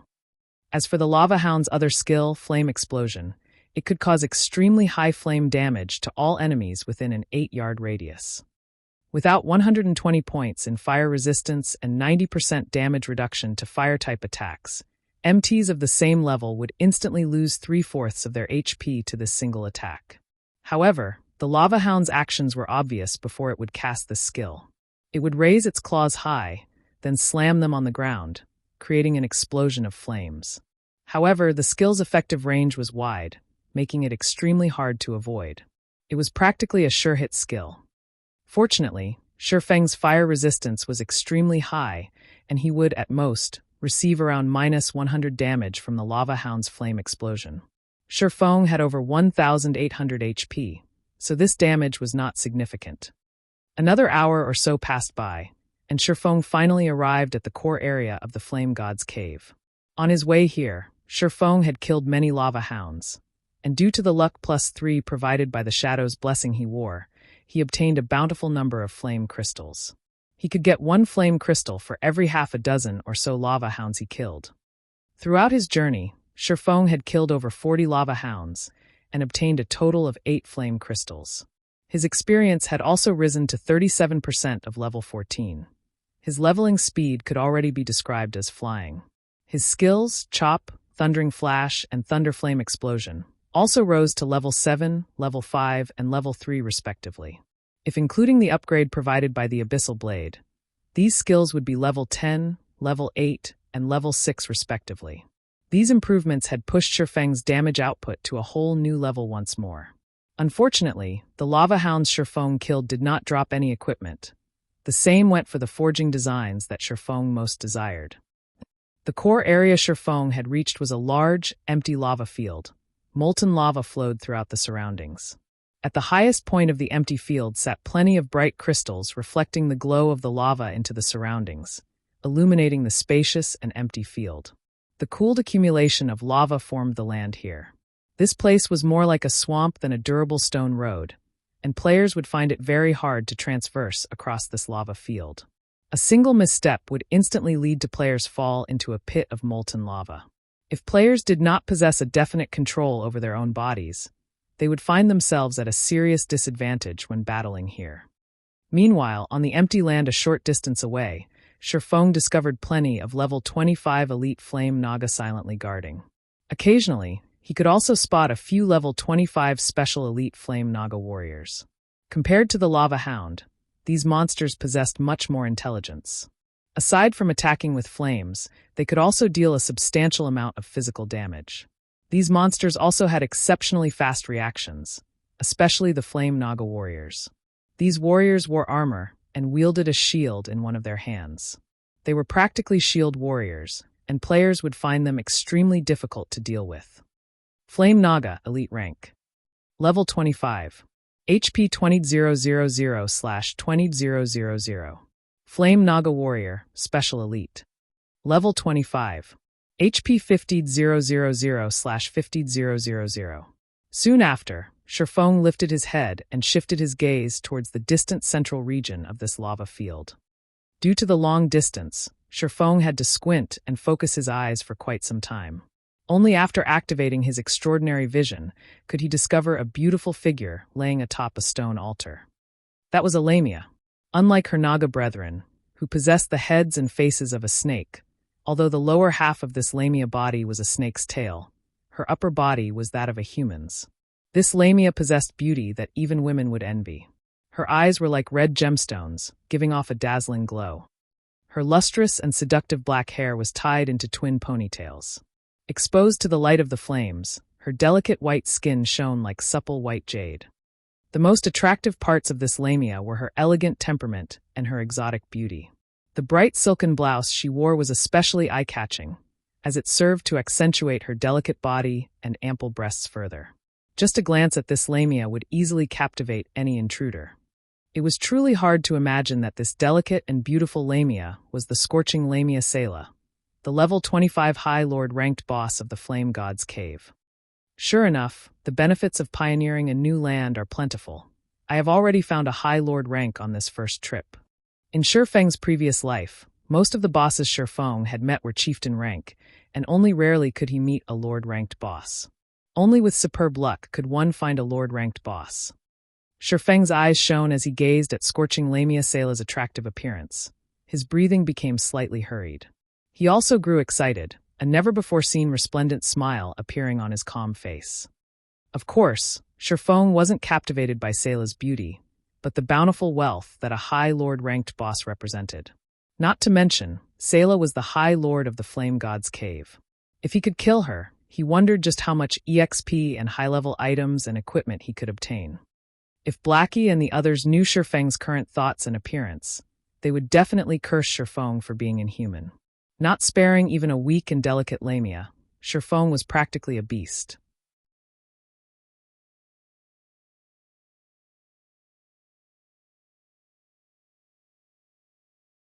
Chapter 203, Scorching Heart. Molten lava slowly flowed across the vast, empty field. Meanwhile, the Scorching Lamia Selah paid no particular attention to the intruder, Shifeng. She simply swished her tail, slithering to a pool of lava.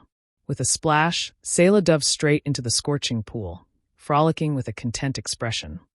If a normal player copied Selah's actions and jumped into the lava pool, they could lose their lives in a given minute.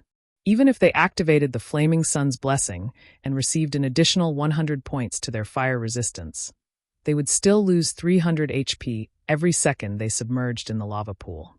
Taking a good long look, Shifeng finally decided upon a plan. Scorching Lamia Selah, High Lord rank. Level 25. HP 500,000/500,000. A Lord-ranked boss was not as easy to deal with as a Chieftain-ranked boss. If it were a level 25 Lord-ranked boss, not to mention a 20-man elite team, even a 100-man elite team would still die at the boss's hands. A Lord-ranked boss was simply too powerful. The only way to kill these bosses was to gather thousands of players and use the advantage of numbers to exhaust these bosses to death slowly. Other than that, there was no other way around it. Meanwhile, the Scorching Lamia, who bathed in the lava pool, was even more intimidating than a normal Lord-ranked boss. Without the Flaming Sun scripture, even thousands of players would have zero chances of defeating Selah.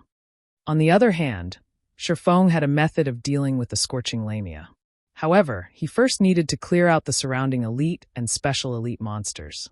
Otherwise, he would be similarly helpless against the Scorching Lamia. Let's first lure them slowly and clear them bit by bit. Shifeng then randomly looked for a solitary flame naga, boldly walking over to it. He did not intend to use any special means to lure these monsters. As Shifeng was only level 14 right now, when faced with level 25 elites, these elites would all charge at him in a craze as long as he came within 40 yards. Hence, he still needed to apply some techniques to lure only one flame naga. Be it a snake-type monster or a naga, both were innately born with exceptional hearing. Hence, players needed to be light on their feet when approaching these Naga. If players made even the tiniest disturbance, they would find only their own deaths. Shifeng walked with a strong and steady pace atop the soft and unstable ground, and with relative ease, he attracted the attention of a flame Naga. Immediately, Shifeng watched as the flame Naga charged at him like a madman. Come, come! Seeing that the Naga had taken the bait, Shifeng faintly smiled as he spun around and ran towards a distant rock cliff. The flame Naga was well versed in close combat. Meanwhile, its only ranged attack was the Raging Flame Roar, and it belonged to the category of channeling spells. The skill had an effective area of 404 yards, and it needed 3 seconds to channel the skill fully. However, this skill did not pose any threat to Shifeng. On the contrary, melee combat with the Flame Naga was much more difficult. As the chase continued, although the Flame Naga was fast, Shifeng was not any slower than it either. The moment Shifeng arrived in front the rock cliff, with no further paths of retreat remaining, Shifeng started climbing up the extremely steep cliff with great ease. When he arrived at the top of the cliff, he stuck out his tongue at the creature as he silently looked down at the Flame Naga. The Flame Naga was further incensed by Shifeng's blatant provocation, and it too started frantically climbing the cliff. Although Shifeng was not a ranged class, and he could not kite the Flame Naga, melee battle the Flame Naga was simply too dangerous. If Shifeng was slightly careless, the Flame Naga could kill him with just 2 moves. Hence, Shifeng intended to fight from a range. Seeing that the Flame Naga was about to climb the cliff, Shifeng took out a basic frost grenade from his bag. He then threw it at the Flame Naga. Pung! Ice fragments scattered, and cold air spread out to the surroundings. The Flame Naga instantly froze. Due to the Flame Naga's fear of the cold, the basic frost grenade managed to deal -300 damage to it. However, the Flame Naga possessed 20,000 HP, so this small amount of damage barely made a scratch. Frozen halfway through its climb up the rock cliff, the Flame Naga's immobile body fell. 2 stones, protruding from the rock wall, halted the serpentine beast's fall, sandwiching the Flame Naga's body between the rocks as it hung halfway up the cliff. Be it attacking or dodging, the Flame Naga would find it extremely challenging to do either from its current position. It could not even carry out the simple action of turning its own body right now. Shifeng smiled at this sight. He jumped down from his elevated position, landing on one of the stones trapping his opponent. He then started attacking the Flame Naga from behind. It was extremely easy to kill a Flame Naga that had 0 means of retaliating. Shifeng sent a level 10 chop slashing at the Flame Naga's back, earning him a scream of pain coupled with a damage of -168 above the monster's head. Shifeng couldn't help but admit that a level 25 elite was truly amazing. With the level Suppression, in addition to the Flame Naga's superior defense, his attack could not even deal -200 damage, even with the damage multiplier from the Flaming Sun scripture. Immediately after, Shifeng followed up with Thundering Flash, Earth Splitter, Double Chop, and Thunder Flame Explosion. A series of damages appeared above the Flame Naga's head. However, even with the damage amplification effect inflicted by Thundering Flash, the highest damage Shifeng had dealt with a single attack was barely over -200 points. Though there was the occasional critical hit of over -400 damage, the Flame Naga had a total of 20,000 HP. Aside from Shifeng's skills being capable of causing more than -100 damage to the Flame Naga, his normal attacks could not deal over -50 damage. Moreover, Shifeng had activated the Ice Blue Devil Flames effect before his attacks. Seeing as the freezing effect was about to end, Shifeng threw another basic frost grenade at the Flame Naga, freezing his target once more. He then resumed his barrage of attacks. Although the Flame Naga had relatively fast regeneration, neither was the damage Shifeng was causing to it a small amount. 2 minutes later, the Flame Naga's HP finally fell to 20%. Simultaneously, the Flame Naga released a fierce roar. Flames covered its entire body, and shortly after, its body started trembling. Shifeng had long since been prepared for it. Immediately, he hid behind the corner of a rock. Boom! Countless flying flame blades shot out from the Flame Naga's body. These flame blades were the beast's scales, and their appearance signaled its ultimate move, Flame Bullets. The damage these flame bullets dealt was a combination of physical and fire-type damage. With Shifeng's current HP that was slightly over 1,800 points, These bullets could instantly send him into a critical condition. However, with the iron-like rock blocking these blades for him, Shifeng received no damage at all. After the waves of flame bullets ended, Shifeng threw out another frost grenade before resuming his attack. In the end, Shifeng killed the level 25 Flame Naga with relative ease. The instant the Flame Naga died, Shifeng's experience bar increased by a small portion. Shifeng was already level 14, and he needed an extremely large amount of EXP to reach level 15. His experience bar rising by a noticeable chunk showed just how bountiful the EXP the Flame Naga provided was. The Flame Naga also dropped 2 flame crystals, 1 bronze ornament, and tens of copper coins. Ornaments were the rarest of all equipment. Compared to jewelry such as rings and necklaces, ornaments were far more valuable. In God's domain, every player could equip 3 ornaments at most. As of this moment, however, Shifeng's ornament window was still a big, empty space. He truly did not imagine that he would inadvertently obtain a bronze ornament. His luck was simply too good. Scorching Heart, ornament bronze rank. Equipment requirement, strength 80. Strength plus 10, agility plus 10, endurance plus 10. Fire resistance plus 3. Can be activated to cast a tier 2 flame shield that can absorb a maximum of 1000 flame damage. Although this ornament did not offer a large increase to his attributes, ornaments that could increase one's resistances were extremely rare. Every such ornament was valued at 6 gold coins or more. This is too great. I'm now level 14, and I have 114 points in strength and 131 points in agility. If I equip this Scorching Heart, it will increase both my strength and agility by 10 points, just enough for me to meet the requirements of 120 points in strength and 140 points in agility for the Blazing Meteor. Shifeng was ecstatic as he held the flame-red-colored Scorching Heart. Shifeng did not think that he could equip the pseudo-extraordinary weapon within such a short period after obtaining it. If he could equip the Blazing Meteor right now, his strength would definitely receive an explosive increase. He might even reach the standards of an official Tier 1 swordsman.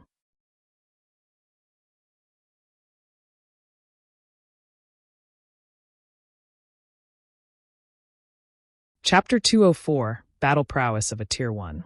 If he could increase his strength to the standards of a Tier 1 swordsman, he could easily deal with the high Lord-ranked Scorching Lamia. The Scorching Lamia had 500,000 HP, possessing the superior battle recovery of a high Lord-ranked boss. The Scorching Lamia could recover 10,000 HP every 5 seconds. If players did not possess a DPS of 2,000, Sayla was, essentially, invincible. This was one of the reasons even an elite team of hundreds of players could not exhaust a high lord to death. Not to mention, the Scorching Lamia possessed frightening attacks and overly powerful skills. If players wanted to raid Sayla head-on, it would be no different than seeking their own deaths even with a team of thousands of players. However, it would be a different story if they possessed the Flaming Sun scripture. Previously, before Shifeng obtained the Scorching Heart, he had close to no confidence of successfully soloing the Scorching Lamia. He merely thought of giving it a try. In any case, he would not incur a huge loss. However, he now had some confidence in actually killing Sayla. Although Shifeng had never experienced the might of a pseudo-extraordinary weapon, according to Shifeng's estimates, it should grant him the strength of an official Tier 1 swordsman. Immediately, Shifeng retrieved the pseudo-extraordinary weapon, the Blazing Meteor, from his bag, equipping it on himself. Blazing Meteor, throwing weapon, dark gold rank. Equipment requirement: strength 120, agility 140. Attack power, value is set at player's strength 2. Strength plus 50, agility plus 65, endurance plus 10. Attack speed plus 5. Maximum throwing distance, 45 yards. Ignore levels plus 8. Attack speed increased by 15%.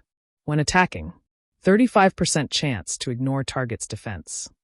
30% chance to activate quadruple phantom effect, each phantom causing 50% flame damage. 10% chance to activate knockback effect. 5% chance to activate burning flames effect, dealing 200 flame damage to the target every second for 10 seconds. Stacks up to 5 times. Additional skill, Flame God's Fury. Deals physical and flame damage to enemies within a 403-yard area. Deals 900% damage to the initial target, and damage reduces by 10% with each consecutive enemy hit to a minimum of 500% damage. Cooldown 3 minutes. The blazing meteor was forged by the Grandmaster Forger Celiora. Due to the limit of its materials, it is only a pseudo-extraordinary item possessing strength at the very limit of mortal men. The blazing meteor can be reforged into an epic-ranked item after gathering epic-ranked fire-type materials. User restriction Yifeng. Unable to be dropped. Unable to be traded. After equipping it, Shifeng's attributes instantly soared. His strength reached 174 points, while agility reached 206 points. He was only a few attribute points away from being able to equip the fragmented legendary ranked item, the Heavenly Dragon's Breath, which required 200 points in strength and 120 points in intelligence.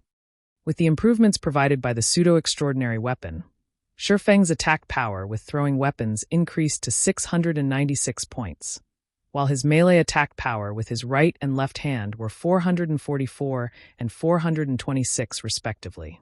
The base damage for his ranged attacks far surpassed his melee attacks.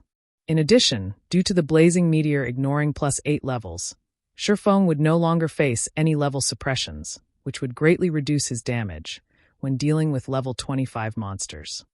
As Shifeng's agility attribute reached 200 points, he once again activated one of the hidden passive skills, Basic Disappearance. The passive skill increased Shifeng's movement speed and attack speed by 20% and greatly decreased his stamina consumption during a battle. When he tread water, he could travel a distance of 10 yards with a single leap. His evasion also increased by 10%. With such a boost, Shifeng's confidence increased once more. I can start clearing the place now. Shifeng shifted his gaze towards the distant elites and special elites. Since his ranged attacks were more impressive than his melee attacks now, he would naturally avoid using his previous, inefficient battle techniques. He could simply copy the ranger in his previous life, using the basic kiting method to kill these Naga. That way, not only would the battle be swift, but he could also guarantee his own safety. At a spot 43 yards away, 2 level 25 elite flame Naga and 1 special elite flame Naga warrior currently conversed with each other in soft tones. None of them had noticed Shifeng's presence. In contrast, Shifeng, currently covered in deep blue flames, retrieved the flame-red, thin, needle-like blazing meteor from his waist. He aimed the blazing meteor at the flame Naga warrior, standing between the other 2 flame Naga, initiating his attack. Show! The blazing meteor shot through the air, transforming into a meteor and instantly piercing the flame Naga warrior's forehead. Simultaneously, the Ignore Target's defense effect and Quadruple Phantom effect both triggered upon impact. Before that flame Naga warrior could even manage a scream, -1,526, -758, -758, -758, -758 appeared above its head. Even Shifeng dared not believe his own eyes right now. Although he had the support of the Flaming Sun scripture, the might of this single attack was still too powerful. A single, normal attack had destroyed over 4,500 HP from the Flame Naga warrior, which was close to 1/10 of the special elite monster's total HP. Shifeng only needed to repeat this attack 11 more times to kill a level 25 special elite. In the entire God's domain, aside from Shifeng, there might not be a second person capable of carrying out such a feat. Replying to Shifeng's brutal attack, the 3 Naga released angry roars. They revealed sinister expressions as they charged towards Shifeng, gradually splitting from the main force of the Naga. When the distance between the 3 Naga and Shifeng had shortened 20 yards, Shifeng threw a basic frost grenade at them. The 3 Naga immediately froze in place, damages of -300 appearing above their heads. Holding nothing back, Shifeng threw the blazing meteor at the 3 Naga relentlessly. The blazing meteor's effects constantly triggered, each attack dealing over -1,000 damage, while the occasional critical hit dealt over -2,000 damage. The 3 Naga were helpless. They could only attack Shifeng using fire-type spells. However, Shifeng always managed to predict the location of their attacks, so he could dodge the attacks beforehand, never letting any of the spells land on him. Before even 2 minutes had passed, the 2 elite and 1 special elite monster died. They contributed a large amount of EXP and multiple flame crystals to Shifeng. Possibly due to the Shadow's Blessings effect, the special elite Naga even dropped a level 22 mysterious iron-ranked plate armor. Afterwards, Shifeng repeated this process of luring and killing the elite and special elite Naga. Although the process was mind-bogglingly boring, the fatigue on his spirit lessened greatly when Shifeng thought about the flame crystals and the various level 20 to level 25 equipment he could obtain. Unknowingly, more than 4 hours had passed. Shifeng had cleared out practically all of the Naga present in this lava field. Shifeng had also risen to level 15, and he was only a tad bit away from level 16. While Shifeng rested, he opened the ranking list for White River City. Right now, the first place on the ranking list was occupied by a level 13 player. Shifeng could not help his shock at this sight. How could there be someone leveling so quickly? Not much time had passed since players outside of Shifeng's team had entered White River City. Logically, it would already be amazing for players to reach level 11. Yet, there was actually someone that had reached level 13? Was this person hunting monsters of a higher level as well? Shifeng's mouth twitched when he saw the name of this first-ranked player, Lone Tyrant. Who is this person? How come I've never heard this name before? Meanwhile, the snow goddess, Gentle Snow, occupied the second place on the ranking list. She was level 12 right now. Following closely, another level 12 player possessed the third rank. And level 12 players occupied the remaining top 10 ranks. This situation confounded Shifeng. This leveling speed far surpassed his expectations. Could this be due to the butterfly effect? Shifeng wondered. Although players' leveling speed would indeed increase after entering White River City, it shouldn't increase to such a degree. Meanwhile, the 11th to 50th ranked players on the ranking list were all level 11. Reaching this level was still reasonable. If these players were all level 12 or 13, Shifeng would truly be speechless. Although the first-ranked player had already reached level 13, that player could not even reach Shifeng's shadow. If other players discovered this fact, they would definitely be shocked. After Shifeng reached level 15, he had placed all his free attribute points into intelligence. He had done so to meet the requirements of the Heavenly Dragon's breath as soon as possible. However, the points he added were only a drop in the bucket. It should be about time to deal with you now. After recovering to perfect condition, Shifeng abruptly stood. He looked at the Scorching Lamia still lounging in the pool of lava, a faint smile appearing on his face, that you're tuning in to the Maze Sword of Destiny YouTube channel. We're so grateful for your support, and don't forget to subscribe to join us on this incredible journey through captivating stories. Your generosity through donations truly makes a world of difference, as it's the primary source of revenue that allows me to expand and enhance this channel for you. Thank you from the bottom of my heart for being a part of this adventure.